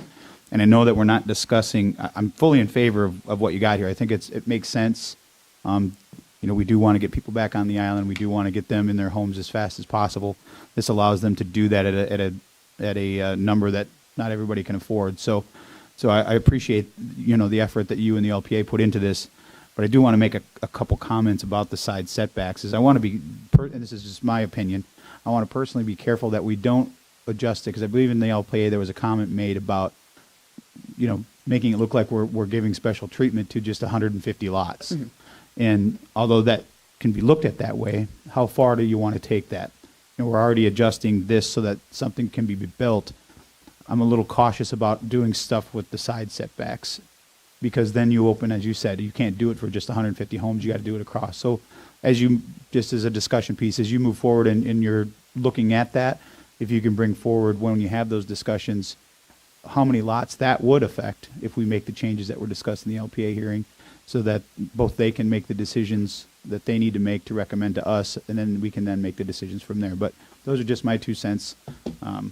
Any other questions or comments for? I would concur. I think that I have no problem with the front and back setbacks, because it's kind of like you give a little, get a little, and it's kind of neutral. I'm uncomfortable with reducing the side setbacks because of one builder's minimum size, because I know that with the modular homes, 30 feet is kind of their standard, and they put a lot in that footprint. Some really decent floor plans. So I don't really think, I'm not really comfortable with reducing the side setbacks for one particular builder and their specifications. Yeah, and it, kind of goes, you went a little further into it than I was going to go, but what you're saying is, and listening to that LPA and looking at the numbers here, it sounds like their buildings can fit within the current setbacks anyway. Any other comments? I commend the LPA on this one. I watched the hearing as well, and it seems like a very reasonable and measured approach, and they obviously took it very seriously, put a lot of time into it, and I think it's a very practical solution. Yeah, I like the fact that it's a solution that doesn't have an adverse effect on the public safety. Mm-hmm. And I know that was talked about greatly in that, so if there's no other questions for Sarah, didn't mean to bring you up for just some comments. I thought you maybe you're another perfectly question or fine. two. Thank you. All right, we'll bring it back to council for a roll call vote, unless there's any other comments. You need a motion to move to the second? Motion. Oh, it's a motion, yeah. I forgot it's not the second. I'll make a motion to move the ordinance 23-08 to a second reading on a date certain. So that's going to be June 5th? June 5th. On June 5th, 2023 at 9 a.m. I'll second. Go ahead. Got a motion and a second. Now do I have to do the roll call vote? Okay. I thought you were giving me that look, Amy. Sorry about that. Counselor Veach? Aye. Counselor Woodson? Aye. Mayor Allers? Aye. Vice Mayor Adderhall? Aye. Counselor King? Aye. Motion carries unanimously to the second reading on June 5th, 2023 at 9 a.m. Next, we have administrative agenda item B, Beach Profile Monitoring Survey. Authorize the town manager to approve supplement task authorization number 16 contract RFQ-20-06-AD for the 2023 annual Beach Profile Monitoring Survey. Mr. Town Manager or Chad, you want to give us a little? Yeah, I'll let Chad come up. It's pretty self-explanatory. Just the financial impact to the town would be $7,068 of a total of a $47,000 project. Chad? Hey, Chad Schutz, environmental staff. So same monitoring that we do every year for the beach, from Bowditch all the way down south. It will give us a baseline pre-hurricane season, and this one would also be used in our design plans for the renourishment project. Any questions for Chad? Mr. Mayor, only because Chad's already up the microphone. I was going to ask this during the council items, but it'll save time. Chad, could you just give us a brief update on the emergency berm project? And will the emergency berm project also be placed in the CWA as well? And just kind of give us an update on those two things. Sure. So I'm hearing we're on the order of the 20,000 plus or minus linear shoreline feet, where we should have about 10,000 linear feet surveyed by the end of the week. And we have about 100,000 of the 120,000 tons of sand delivered on the island and being placed. So you can see there's 100,000 tons of the 120 already on the beach? Either already on the beach or in the staging areas, yes, so sir. So most of the sand is already here then? Yes, sir. Okay, that's good and to know. We're able to get about 2,000 to 2,500 tons a day, just because of the demand from us in Collier County getting the sand out. So it's a good thing we. Is it phased in and it's being disseminated and distributed in piles, and then it'll eventually be manicured? Is that what? Yes, sir. Has the manicuring actually started yet? Oh, yes, sir. Okay. Yep. So that's that 10,000 feet by the end of the week. They should be surveying it to confirm that it's in the engineer spec for the berm. And the CWA area, particularly the Leonardo Arms area, is that part of the emergency berm project, or how does that work? It is. So it's not in the CWA per se. It's going to be landward of the CWA, but yeah, in front of there, the issues down there are the shorebird nesting. So, we had some that got wiped out, and then within the week they were nesting again. So we're just trying to dance like that, and then plan for some contingencies on whether or not we stockpile the sand to be put out later, or just figure something out so we can get sand down there eventually. Okay. Thank you very much. You're welcome. Go ahead. I was in a couple things you said. Now, you said that 10,000 of the 20,000 linear feet are done? Will be surveyed by the end of the week, yes, sir. Will be surveyed. Yep. Okay. Yep. Okay. Because I was going to do in Because it sounds like you're like 80% of the way through having the sand here. Right. So yeah, just confirming that it's the right elevation, the right slope, right volume of sand Okay. placed. And just back to the original topic here, the beach profile, are you working at all with the LiDAR studies that FDCU did? Is that a valuable part of that profile, or, because it seems like it's much more detailed? I can, I've heard some things on LiDAR. I can get some answers from our coastal engineer on the pluses and minuses of that methodology. And I think some of the work has already been done too. Yes, sir. So, Just for the sake of time, Chad, since you're up here and it's kind of revolving around the berm, I figured, I know you and I have had a email conversation about a concerned resident with the beach accesses. If you could just touch briefly while you're up here to save some time and maybe some emails for my colleagues that may or may not have gotten it as to how the berm is being installed and what is going to happen at the beach accesses. Sure. So for cost efficiencies, we are building one berm straight across, which will cause some accessibility issues at our accesses. What I'm told is that after we've surveyed and gotten the sign off from the engineer, we can push the berm that's in front of the access up a little bit and create kind of an overlapping dune in front, and then have on-grade access out to the sides. All right. Thank you.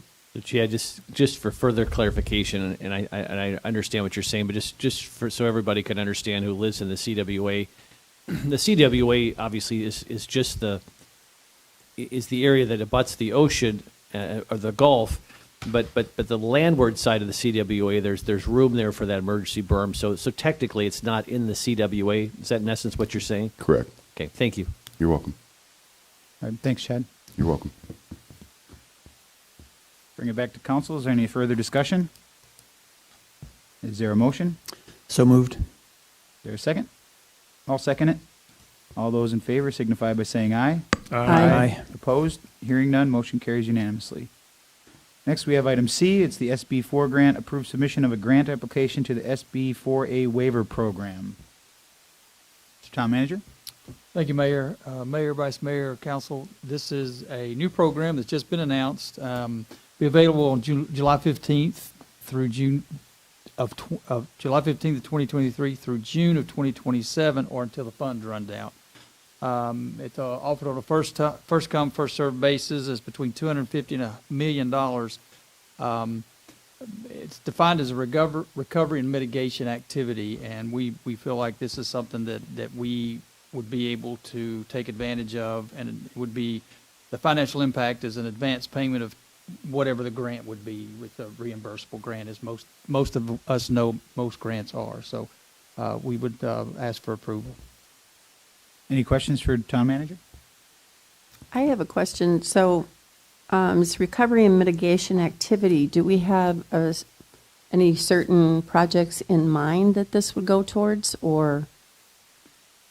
I don't think we have at this point. I think we're going to brainstorm after this and then pull some together and see, you know, obviously the park is one of them, the town hall is one of them, but something we can get fairly quickly to get it going and get moving. I don't know that it's a shovel-ready requirement, but you know, we've got obviously plenty that could plug in.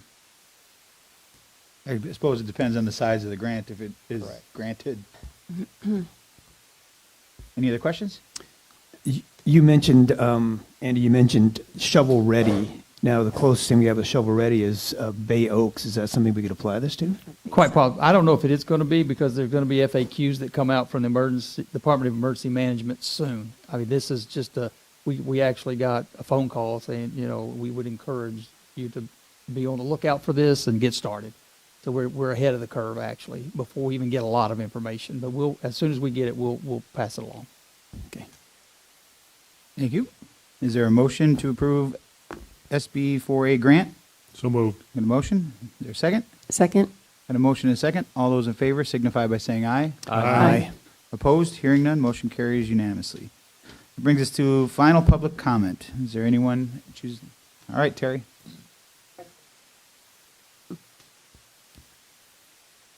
Start again. It's still in the morning, so. Good morning, council members, town manager, mayor. Terry Prasad, Sunset Bay Tropical Grill. A month ago, I came to you guys, offered you a proposal for resolution to our legal matters. The council members directed Mr. Herron to submit a counter proposal back to our attorneys. It's been 1 month today. We have not yet received anything. That's very concerning, and as we attempt to heal and rebuild our town, these actions are not helping. It's just continuing for the legal actions, and I think the council should be very concerned with not trying to get these items resolved. We have a federal mediation scheduled at 2:30 today with the town, and it's my knowledge that there's no one from the town coming to represent the town besides the same attorney that's not cooperating with resolving this matter. So I hope you guys look into that. We still have some time to have someone there at the federal mediation process, but we're not getting any response from the town as far as trying to resolve these matters. Thank you for your time. Thank you.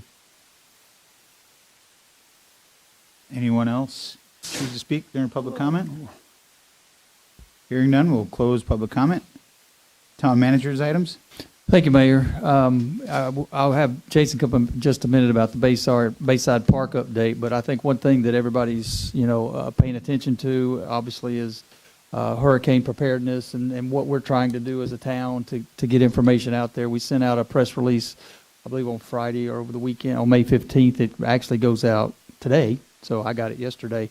But, we're trying to get as much information out there. We've got our placards ordered so we can get those distributed to residents. We're trying to figure out the number now to see exactly how we'll do that. We're going to have a tabletop exercise next week, I believe. 25th. Mr. Town Manager, yes. just for the public that's listening, you say placards. You mean hurricane reentry passes? That is correct, for the reentry. Thank you. To the island.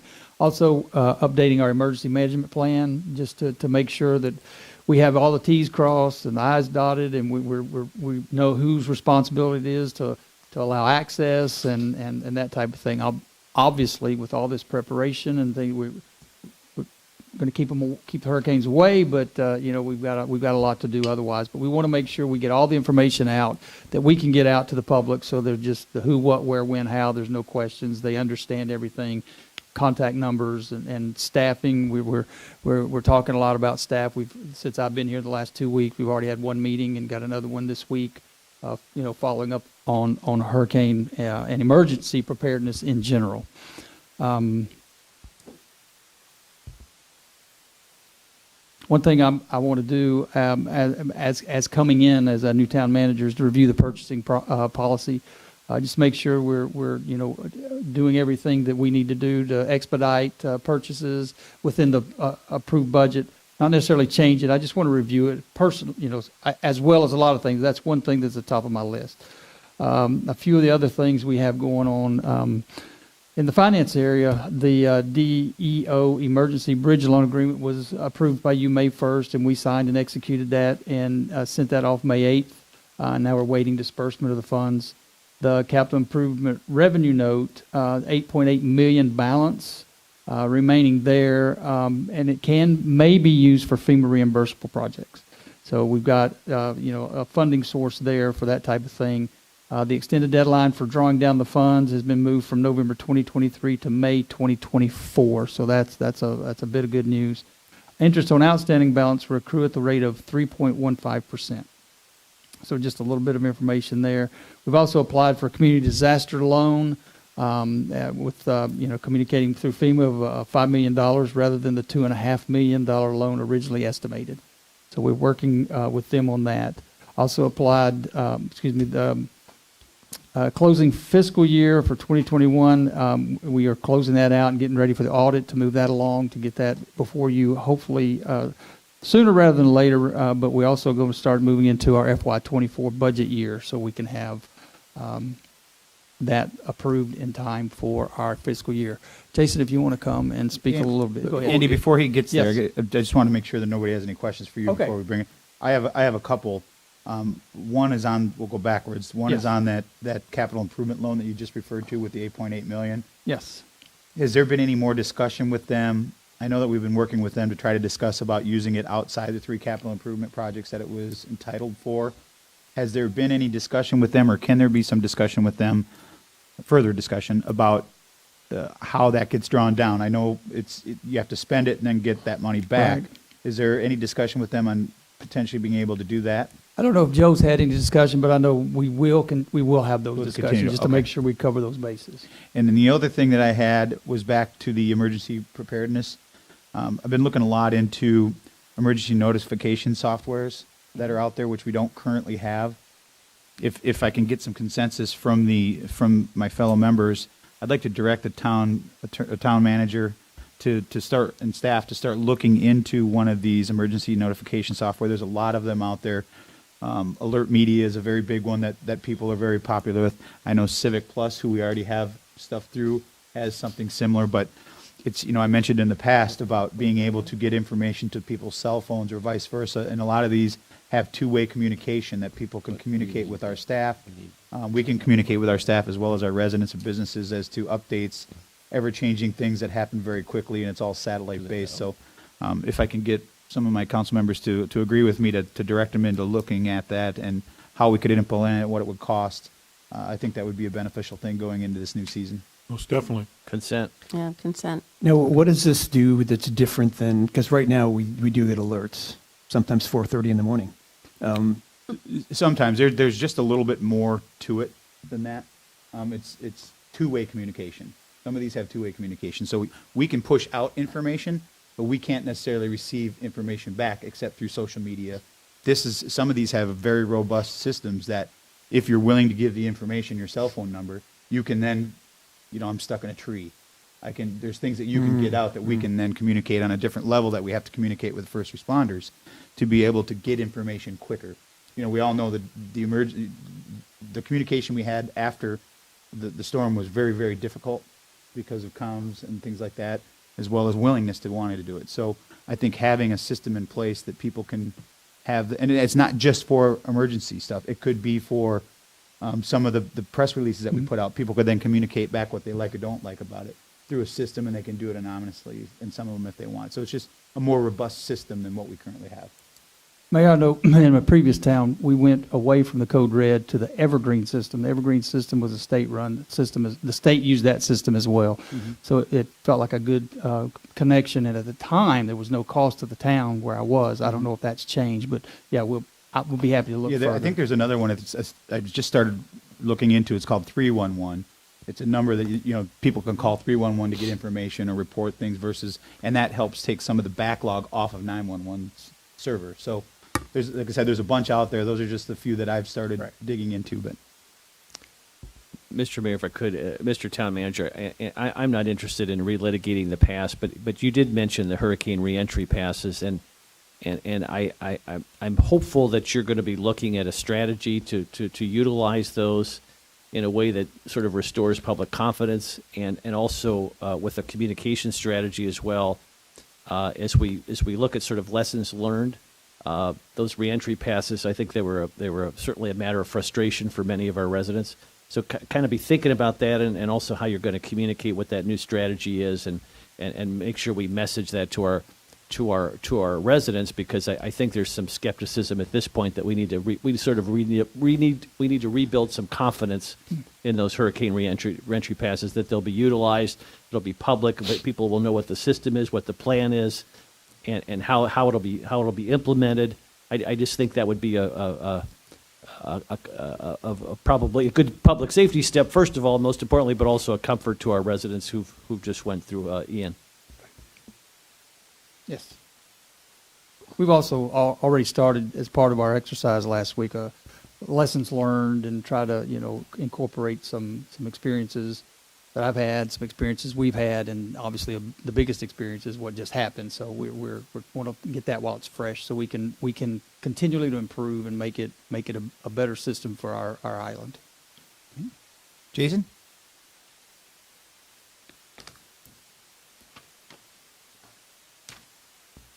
Good morning, afternoon, Town Council. Jason Freeman again, Public Works Director. So Bayside Park is one of the projects we've been trying to pursue for a little while now. We're working with DRMP, who originally designed the park, to work and see what we can reuse, and which should save us some funding money with that. And just making sure that we have everything ready to go so that we do have the best chance of getting that reimbursement for Bayside Park. So we're working with DRMP now on getting the invitation to bid out, and we should have that out hopefully pretty soon. Get that through the procurement process just to make sure that we go through the right procedures for getting reimbursement.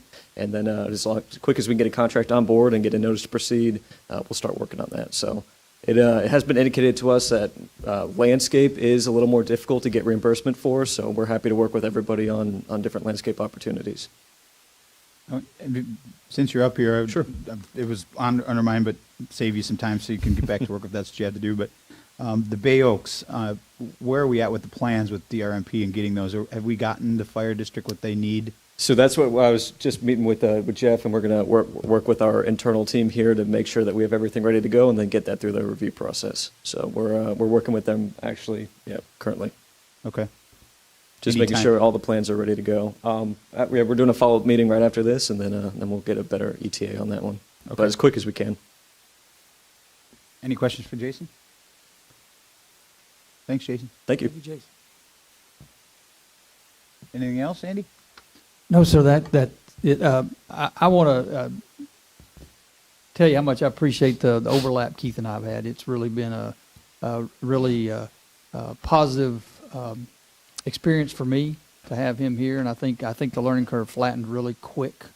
There's still some to learn, but the things that we were able to process the last couple of weeks have been valuable. And I'm also working on an agreement with him to bring before legal and to bring before you to extend him a little bit on a kind of a as needed basis and keep him engaged. Mr. Town Manager, just an aside, I wanted to ask this while our community development director is here, and because I know Steve's got a busy schedule. I've had a number of inquiries from people that had applied for permits before Hurricane Ian, and these are folks that live in condos, and the condo building is closed, so they can't utilize their permits. They can't make the repairs or renovations that they were going to do prior to the storm. And their condo's fine, but the first floor of their condo's destroyed, and so they're waiting for their building to open. Are we giving them any consideration, or does their permit expire? Do they have to pay again? Steve, could you address that? Because it seems a little unfair to make them have to pay again. Right. And maybe you've already handled this, Steve. I just wanted to kind of get this for public benefit. Good morning, Steve Poposky, Community Development Director. It's a case-by-case basis. We've been addressing those as they come in. Some people still want the permit and figure they're halfway through, they'll just finish it out. Some of these permits did not have to do with storm damage, so that changes the answer. And some, if they wanted to cancel the permit because the building's no longer there or something to that effect, and we would refund the permit. I guess that's my question. So if someone was planning a renovation prior to Ian, and they submitted and received their permits, but hadn't started work yet because it was shortly before the storm hit. So, what do you suggest to them? What's the policy for someone in that category? I think it depends on what their intent is and what the intent of the permit was. Let's say they were going to renovate their condo. Right. If they were just going to renovate it, they still have the condo, still want the condo, it still exists. You can go ahead and keep it. If you've changed your mind and under the circumstances, then... But let's say the permit expired in February, and they still can't get in their building, and the condo... So are you saying that should they come see you, and just what should they do? That's certainly an option. You could come in person if that's easiest for you. You could call us, email. It really depends on what you want to do with it. If you want to finish the project... We're happy to help. I think these people would like to finish the project once the condo building's open and their actual contractors can get in the building. Right now, they can't get in the building because the building's closed to individual contractors. The condo contractors fix in the building, but individuals can't get their people in there to do the work on their individual unit. But their permits are expiring, and obviously it's pretty costly to go ahead and. So what you should do is if it's going to expire soon. you should write us a letter or email saying, like, I'd like to extend the permit under the circumstances of the storm, et cetera, and we'll extend the permit. And if the permit's already expired and they just didn't know what to do, what should they do? It's technically in a different category, but, just contact us. There's definitely a way forward or a way backwards, depending if you want to cancel or extend. Okay, so I think that a lot of the folks would like to extend, I think, but. Well, and I found one of your comments a little concerning that I think we need to address and dive into this a little bit more now that you've opened that up. Although their permits may not have had anything to do with Hurricane Ian, the fact that they can't finish out those permits is 100% because of Ian. They can't get into their buildings. So I don't think that they should be put into a separate category. I think every permit that was open before Hurricane Ian that wasn't completed, and this is just my opinion, should be allowed to be renewed should they want to renew it at no cost to them, because it's not their fault that they can't get this work done. So that's just my 2 cents on that. I think you said it a lot better than I did, Mr. Mayor. Thank you. Yeah, because I think it would alleviate some staff time to have to look at things case by case, and maybe there's still some outstanding circumstances that you would have to do that. But I think, and again, this is my opinion, every permit that was out there that was still open, these people can't get into their condos. They can't get contractors in there because they're not allowed to. I don't think that they should be punished for something that they had nothing to do with. I agree, Mayor. I fully support that. I was thinking the same thing as Vice Mayor was speaking, that unless you completely changed 180 degree, yeah, absolutely. Status quo, full steam ahead, renew the permit and keep going, no additional fees. So if a permit is expired for 3 years, are we still going to waive the fee? I just want to be sure we're on the same page. If that's the desire of the council, we can certainly do it that way. I would say that if your permit expired after the date of the storm, I think you have to pick. I agree. You have to pick a date. Yeah. If your permit was expired before the storm, then that's not the hurricane's fault. But anything after the storm that may have expired, I think they should be allowed to have the option to renew that permit, should they choose to. Now that doesn't mean you get to come in and amend your permit. Now I want to all of a sudden do a full renovation when I was going to do just the bathroom on the 8th floor of my condo. I think that's fair. I think the way that the permit was written, it should be allowed to be extended after the date of the 28th. I just want to be sure that I'm on the same page. The fee schedule sets a fee for those in the category of the permit already expired, and for whatever reason, the person did not contact us with any interest in extending the permit while it was still open or issued. It's now expired. Is there a certain period of time, like a grace period, that they want us to set in place, like 6 months after it's expired under the circumstances? Or that would be helpful, because this will carry on for many years. I think that's a fair question. What about by the end of the year? Any permit that's, I think a lot of people were like, I don't want to bother these poor permitting people with my little problem, because they've got bigger fish to fry, because I've already applied for my permit. It's been granted. I paid for it, but it expired in February. But these folks are swamped. I'm not gonna pester them with this stuff. But now they're beginning to think about, gosh, what do I do? But maybe by the end of this year, if they don't come forward by the end of the year, then that sort of grace period would end. Does that seem fair? Okay. I mean, it seems fair, because what I'm hearing is people will be get back into condos before the end of the year. So you've got that time frame, but you raise a valid point, Steve. You have to have an end date to it. Right. Yeah, I think it would all depend on when they can gain access to that building as well, because it's not going to be December 1st. I don't know. Well, there are some that are unfortunately spilling into next year. I would just recommend, I'll continue to say the same thing. If you have an issued permit and it's going to come up and it's coming up to expire, just send us an email saying, I'd like to exercise my rights to extend this under the state of emergency, and we'll do that without charge. That's statewide, which is already set in place. Yeah, so we've been doing that. Now, a different category you talked about, and we're addressing that, is, okay, you had a permit, it expired 8 months ago. Yeah, I haven't heard from you since. We've had no information one way or another, and now you'd like to reactivate it. There is a fee associated with that, but like I said, we can, under the circumstances, if you'd like, if it's the will of the council, to adjust that, say until the end of the fiscal year or until the end of the calendar year or something to that effect. I think the end of the calendar year makes sense. By then, I think people should be able to have worked through Okay. everything they need to work through and can get back in their buildings. Yeah. And if for some reason you have a building or something that were more heavily damaged than others and you can't get back in, obviously come and work with the staff. I think you guys would be more than willing to work with them to understand their situation may be a little different than most. And I think to your point, Steve, I think even if their building's not open until next year, they could at least come down and talk with you and get that codified, that renewal, Sure. et cetera. Actually, just send an email. Just reference the permit number and say I'd like to extend it, and we'll extend it with no charge. Great. Thank you very much. Thanks, Steve. Anything else, Andy? Or what No, about- sir. What about Keith? Well, okay. Well, Yeah. I was going to say that you're in good hands with your new town manager. No, the first thing I'd like to say is definitely that you are in good hands with Andy. We've been working together now for a couple of weeks, and I think y'all have seen that you've made a really good decision, and hopefully Andy feels like he's made a good decision with us.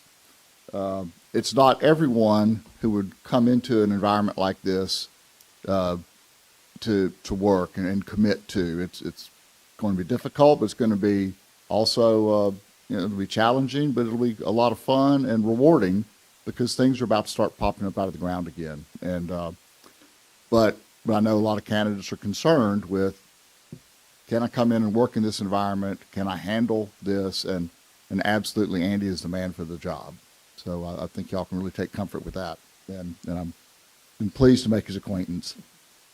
Now, see, Andy, aren't you glad you gave him the microphone? I'd also like in kind of another final comment. There's been a lot of farewells, and I've appreciated it all so much, and the community and the welcoming and the kindness and the friendships that you've exhibited to us and my wife and I, and has been wonderful. But like I said, there's been a lot of farewells, and my wife says that I can't take a hint and leave. So so with that today, this afternoon, I will be leaving town for a while, not forever. And then also on another topic I did want to update you on was the solicitation for the town attorney. Those responses are due back May 22nd. And the process in our ordinance is the same as what we just went through with town manager, down to the 5 shortlist, the candidates, and the coffee and muffins. So the town attorney works for council and in a parallel position to town manager. So I felt like it was appropriate, Chris and I and Andy talked about this, and felt like it was appropriate to bring in another law firm to vet those candidates, if this meets your approval, to vet those candidates per our ordinance, shortlist down to 5, and just manage that entire process. And we have a firm on standby that's willing to do that, and then make that recommendation to y'all. So they can manage that selection process, certainly with your input and the town manager's input. The timeline with that, we'll have those in on the 22nd. We have a meeting on June 5th. Andy's going to be gone. I'm not available to come back June 5th. And then you have the second meeting June 19th before you take your summer hiatus.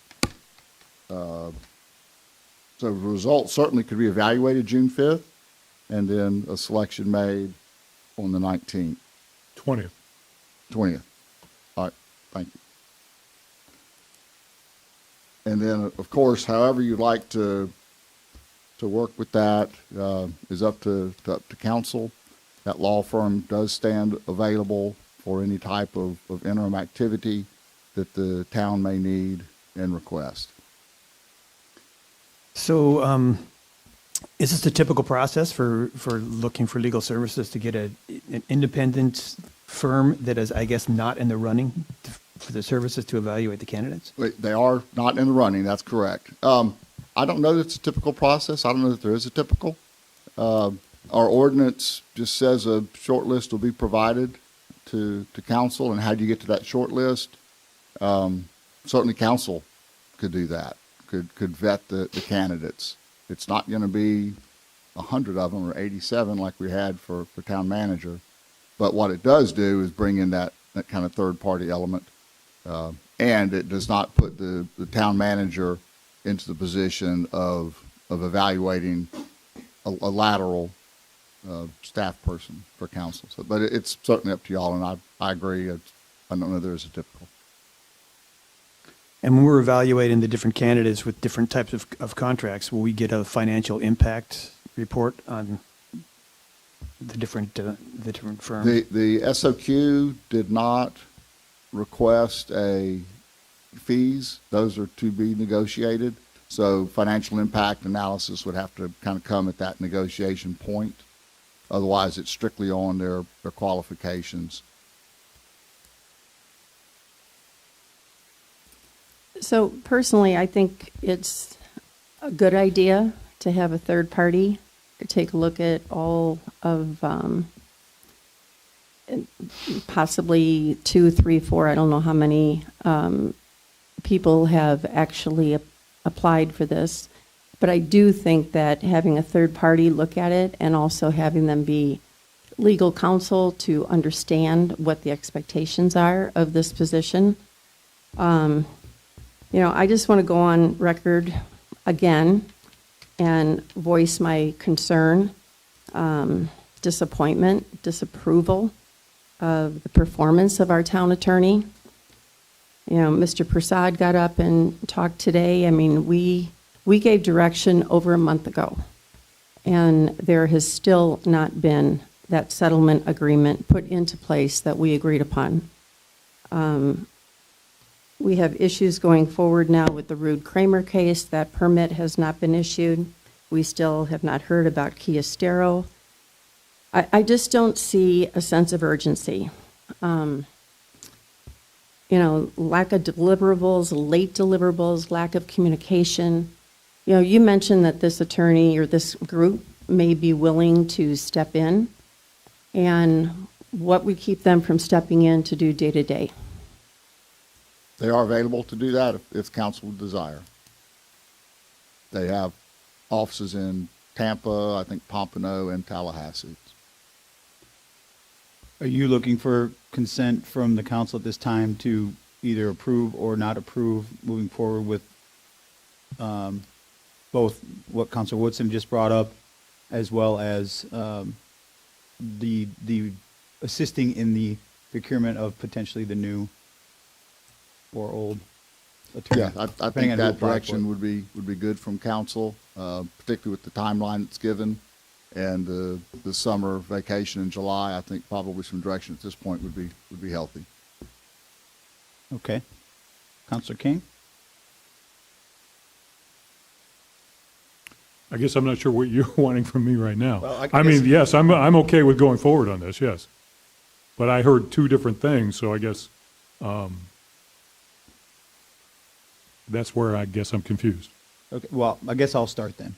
I agree that having a third party be involved in the selection process makes sense. However, I'm not in favor. I think just replacing John at this time, although I may agree with some of the things that Councilor King has said, I think that now is not the time to do that. I think we're down the road in the process of potentially finding a new attorney. How that shakes out over the next month will be known. So I'm in favor of the first part. I am not in favor of the second part. Does that clarify a little bit more for you? Yes, sir. Okay. Thank you. And now you're wanting my answer, correct? If you so choose, or I can come back to you. I would be happy to do that. I concur that it's on it behooves us to have somebody looking at these applicants, so I'm okay with that firm coming in and doing that. And I support Councilor Woodson in her feelings that a change should be made immediately, in my opinion. Vice Mayor Edelholt? Well, my position remains the same. I'm supportive of if we can find qualified counsel that's local. I think that's a good move for the town, and I support that. I support the concept of having a firm help us with the transition. But unless the town manager tells us that there's some kind of a problem, a sense of urgency about this, and I'd like to hear that from the town managers. If that's not the case, I would prefer a much more professional and exhaustive search for that new council, assuming we can find somebody who's local who is qualified. So I again support the firm helping us with the transition, but at the same time, I would not be in support, again, unless the town managers tell us otherwise, of a more dramatic approach. Yeah, and I called John, and we had a short conversation Sunday morning about this, so it's not a surprise to John. I think from operation, that we did not talk about this. I think from an operation standpoint, there have been some challenges, and that's how I, as town manager, have to look at it, because he works directly for you guys, or the firm works directly for y'all. But I think operationally, there have been some challenges for us, and I'm just speaking for myself, maybe not for staff. I'm not sure what they're, and don't ask them, but I think those challenges have, in some cases, John has helped a lot, and in other cases, I think it's some of those breakdowns in communications have impeded the town's progress. So I don't know if you'd like more information along those lines or not, but I do feel like operationally a change needs to be made with regards to the timing on that. Again, just think of the next two meetings and then the July vacation month and how it'll play out with that and whether it make a difference or not. Vice Mayor Adderholt, did you get the answer you were seeking? Keith's diplomacy was quite apparent in that answer, so I'm not sure I did. So I'll listen to the rest of my colleagues and then Okay, proceed accordingly. I'll come back to you then. Councilor Woodson? I think I know your answer, but giving you a Yeah, I mean, chance my to- answer hasn't changed from Right. 5 minutes ago. Right. While I can say that, in the beach school and the parents were happy, I think on most other cases, the town attorney's actions almost feel counterproductive to what we're trying to move forward with. And for that reason, I think we need some fresh perspective. The longer this drags on, I just feel we're leaving ourselves wide open and we're not being responsible as a council. Councilor Veach? If we're going to go forward, I'm okay with having professionals evaluate legal services because it's certainly something that I'm not well qualified to do. It's pretty technical. I don't, of course, agree with some sense of urgency to get rid of John. I think that, like in some of these cases, you've seen how good he's done with the school, but in in some of these cases that we're actually involved now in a suit where they can't talk about, there's a huge separation between parties, and even what we said and what other parties are saying, and that makes it difficult to move forward. So I wouldn't put that on John. You deal with a lot of different personalities. All right, Vice Mayor, back to you. My position remains the same. I know we've got some diplomatic backgammon going on back here, badminton. Could you, if you wouldn't mind, restate your position so that so that it's clear for the town manager and the town attorney and the council? Because you've had, I think, 4 people very distinctly say. You're asking me to restate my position? Yes, would you please? Yeah, it's I support using the third party a law firm to help with the transition, but I didn't get clarity from the town managers as to whether they sense that change needs to be made immediately. So therefore, I'm comfortable with a more exhaustive process and allowing John to continue. Should we again find local counsel that's qualified to serve in that role? You have your direction. Anything else, Keith? That's all. Thank you. That's it. Town attorney's items. John? Thank you, Mr. Mayor, members of the commission. Let me start by reiterating what I have said all along since day one that I have been your town attorney.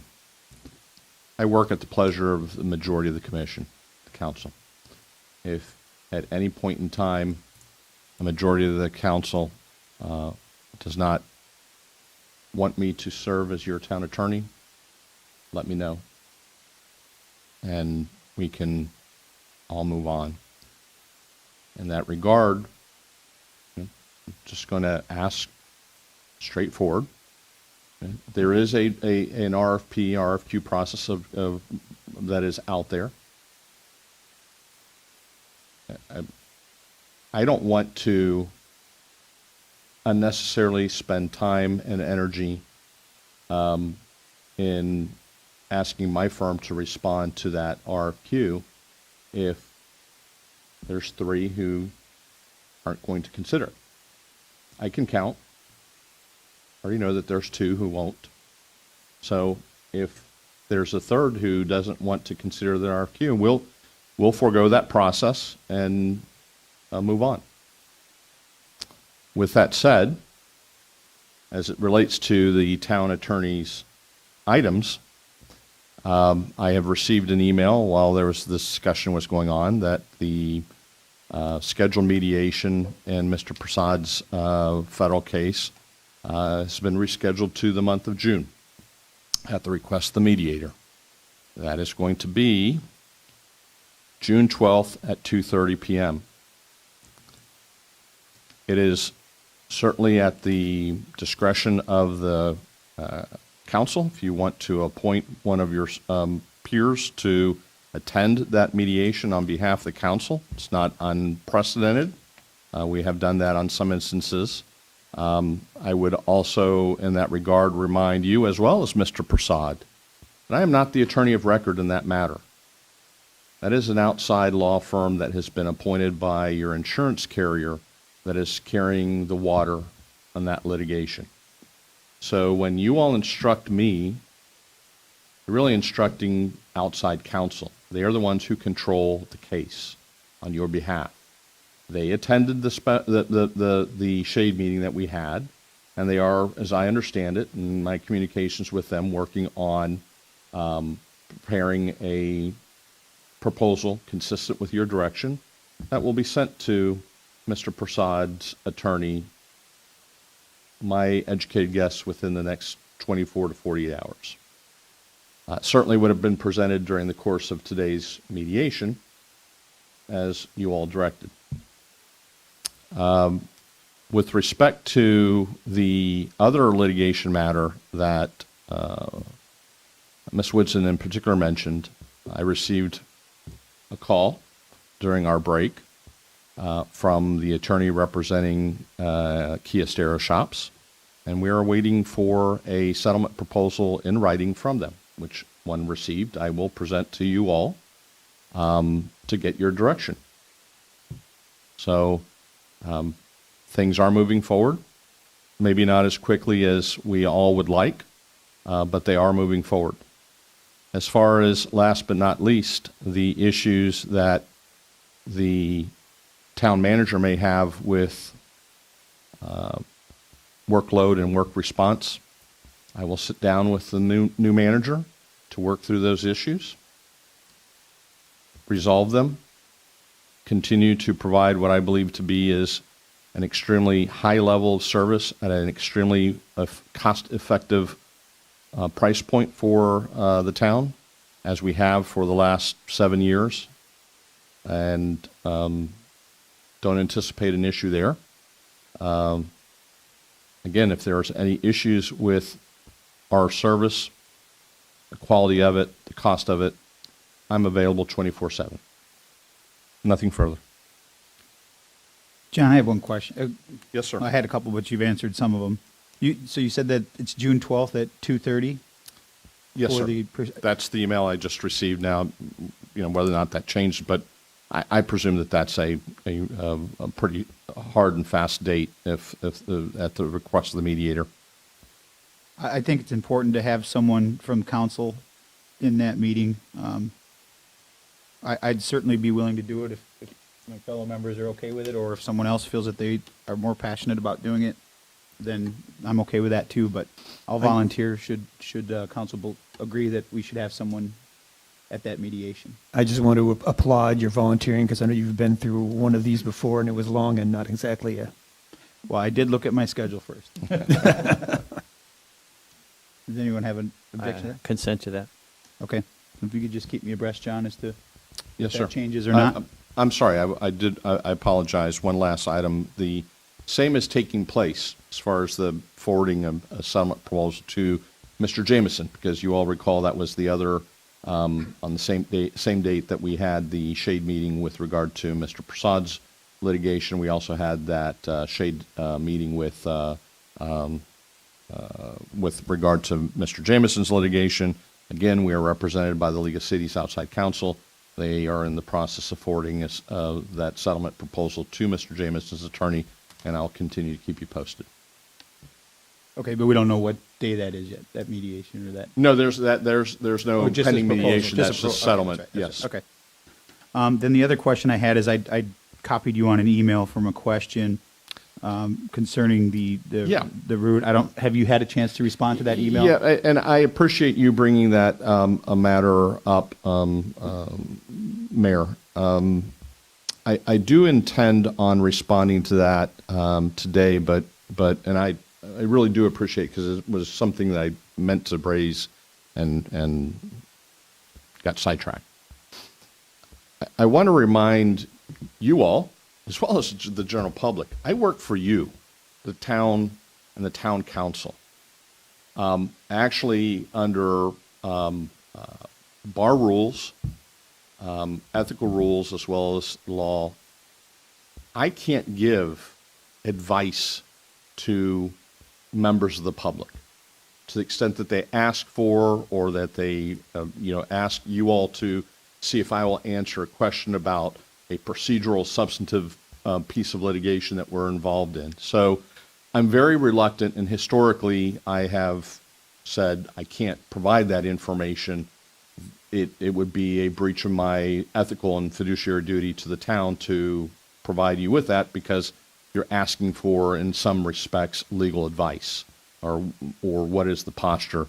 I'm going to answer the email with that caveat, with explaining to that person that there's a limitation, and that to the extent that they've asked procedural questions, that's fine, and we'll try and attempt to answer them as best we can. Okay. Can it be clear what we're talking about? It's a question raised by a resident about the status of the Eddie Rude litigation. And again, if anyone has any questions regarding the status of that matter, including the permitting process, give me a call. I'm here to protect the city.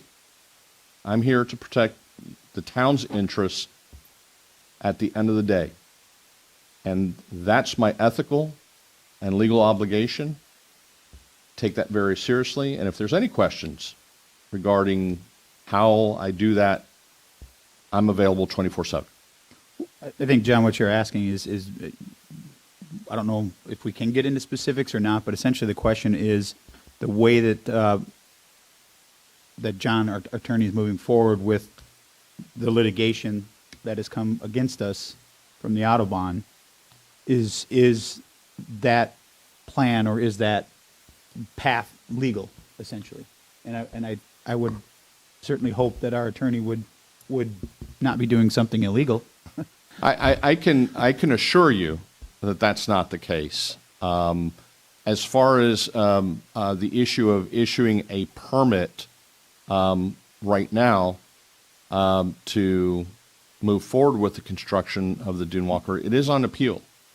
And there is a full body of case law out there that says that if someone moves forward with a development project that is the subject of appeal, that if they are found ultimately to have done something wrong, they have to remove at their cost the construction that took place. And in this particular instance, the case that we practitioners in my area of the law know, it's case involving a multi-million-dollar apartment complex that had to be demolished because the developer never had the right to build that to begin with.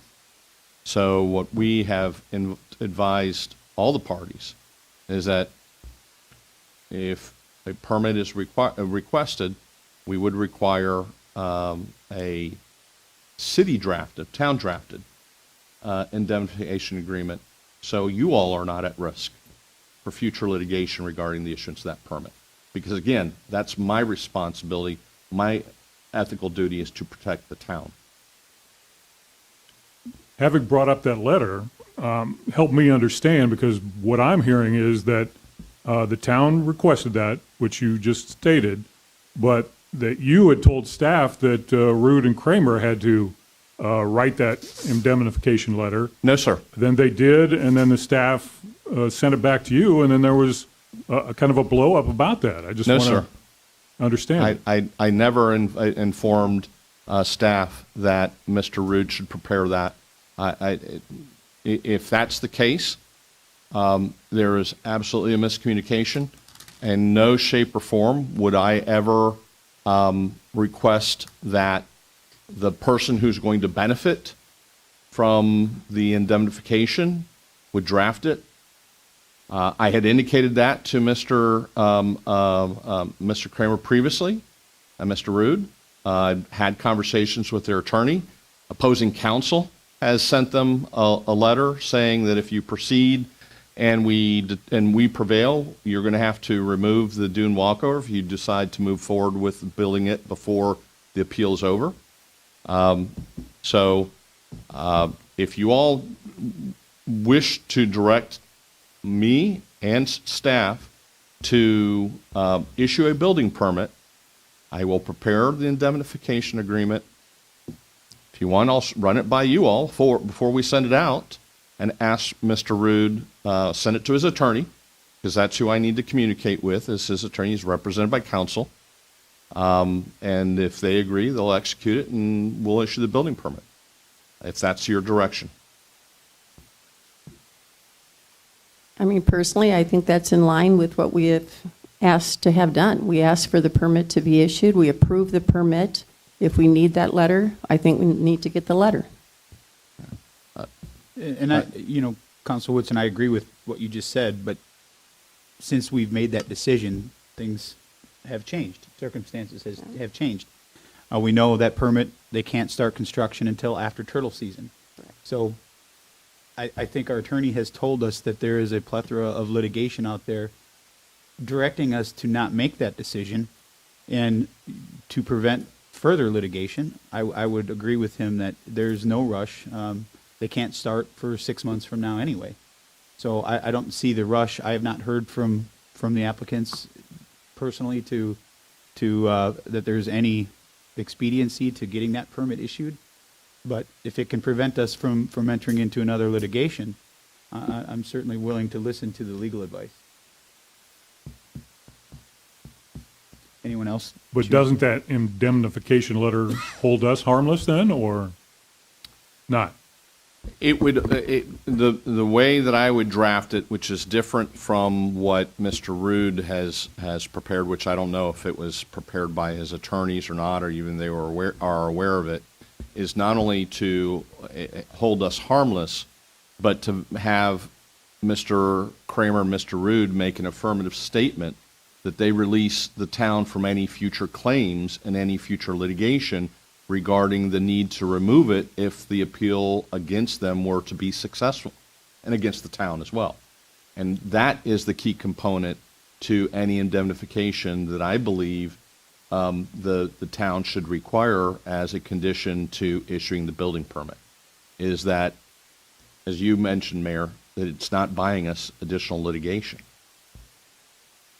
Is there any harm in having that draft indemnification letter ready, should there be a decision to allow for the issuance? I already have a draft of it in my inbox.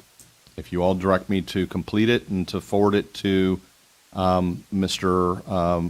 Kramer's and Rude's attorney for their review and approval and execution, I will do so. Well, I would say to do so.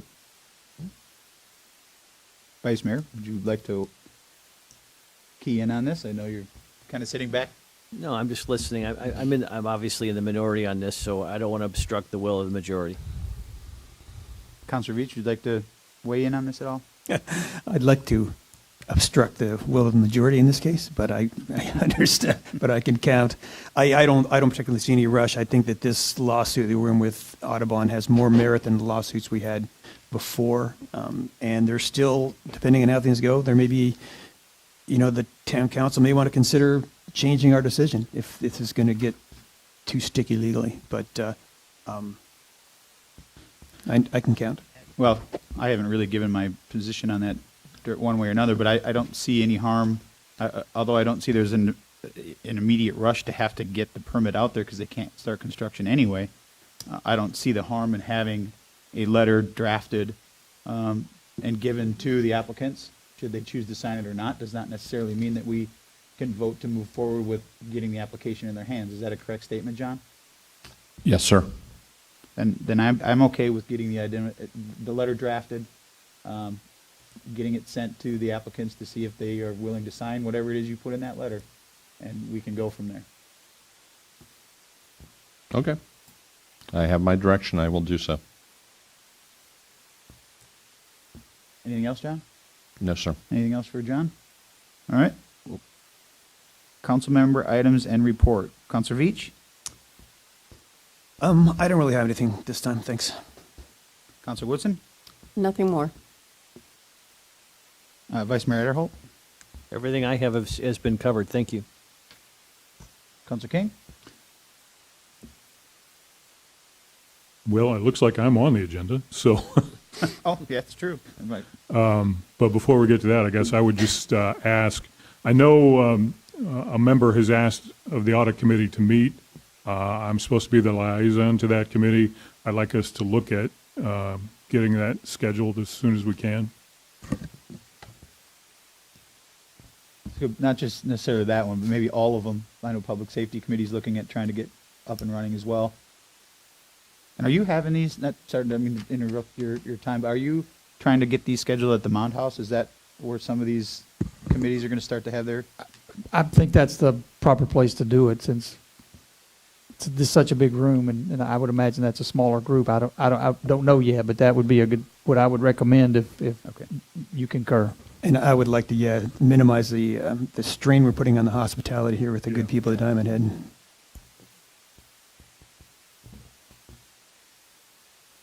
Go ahead, Counselor. Sorry, I didn't mean to.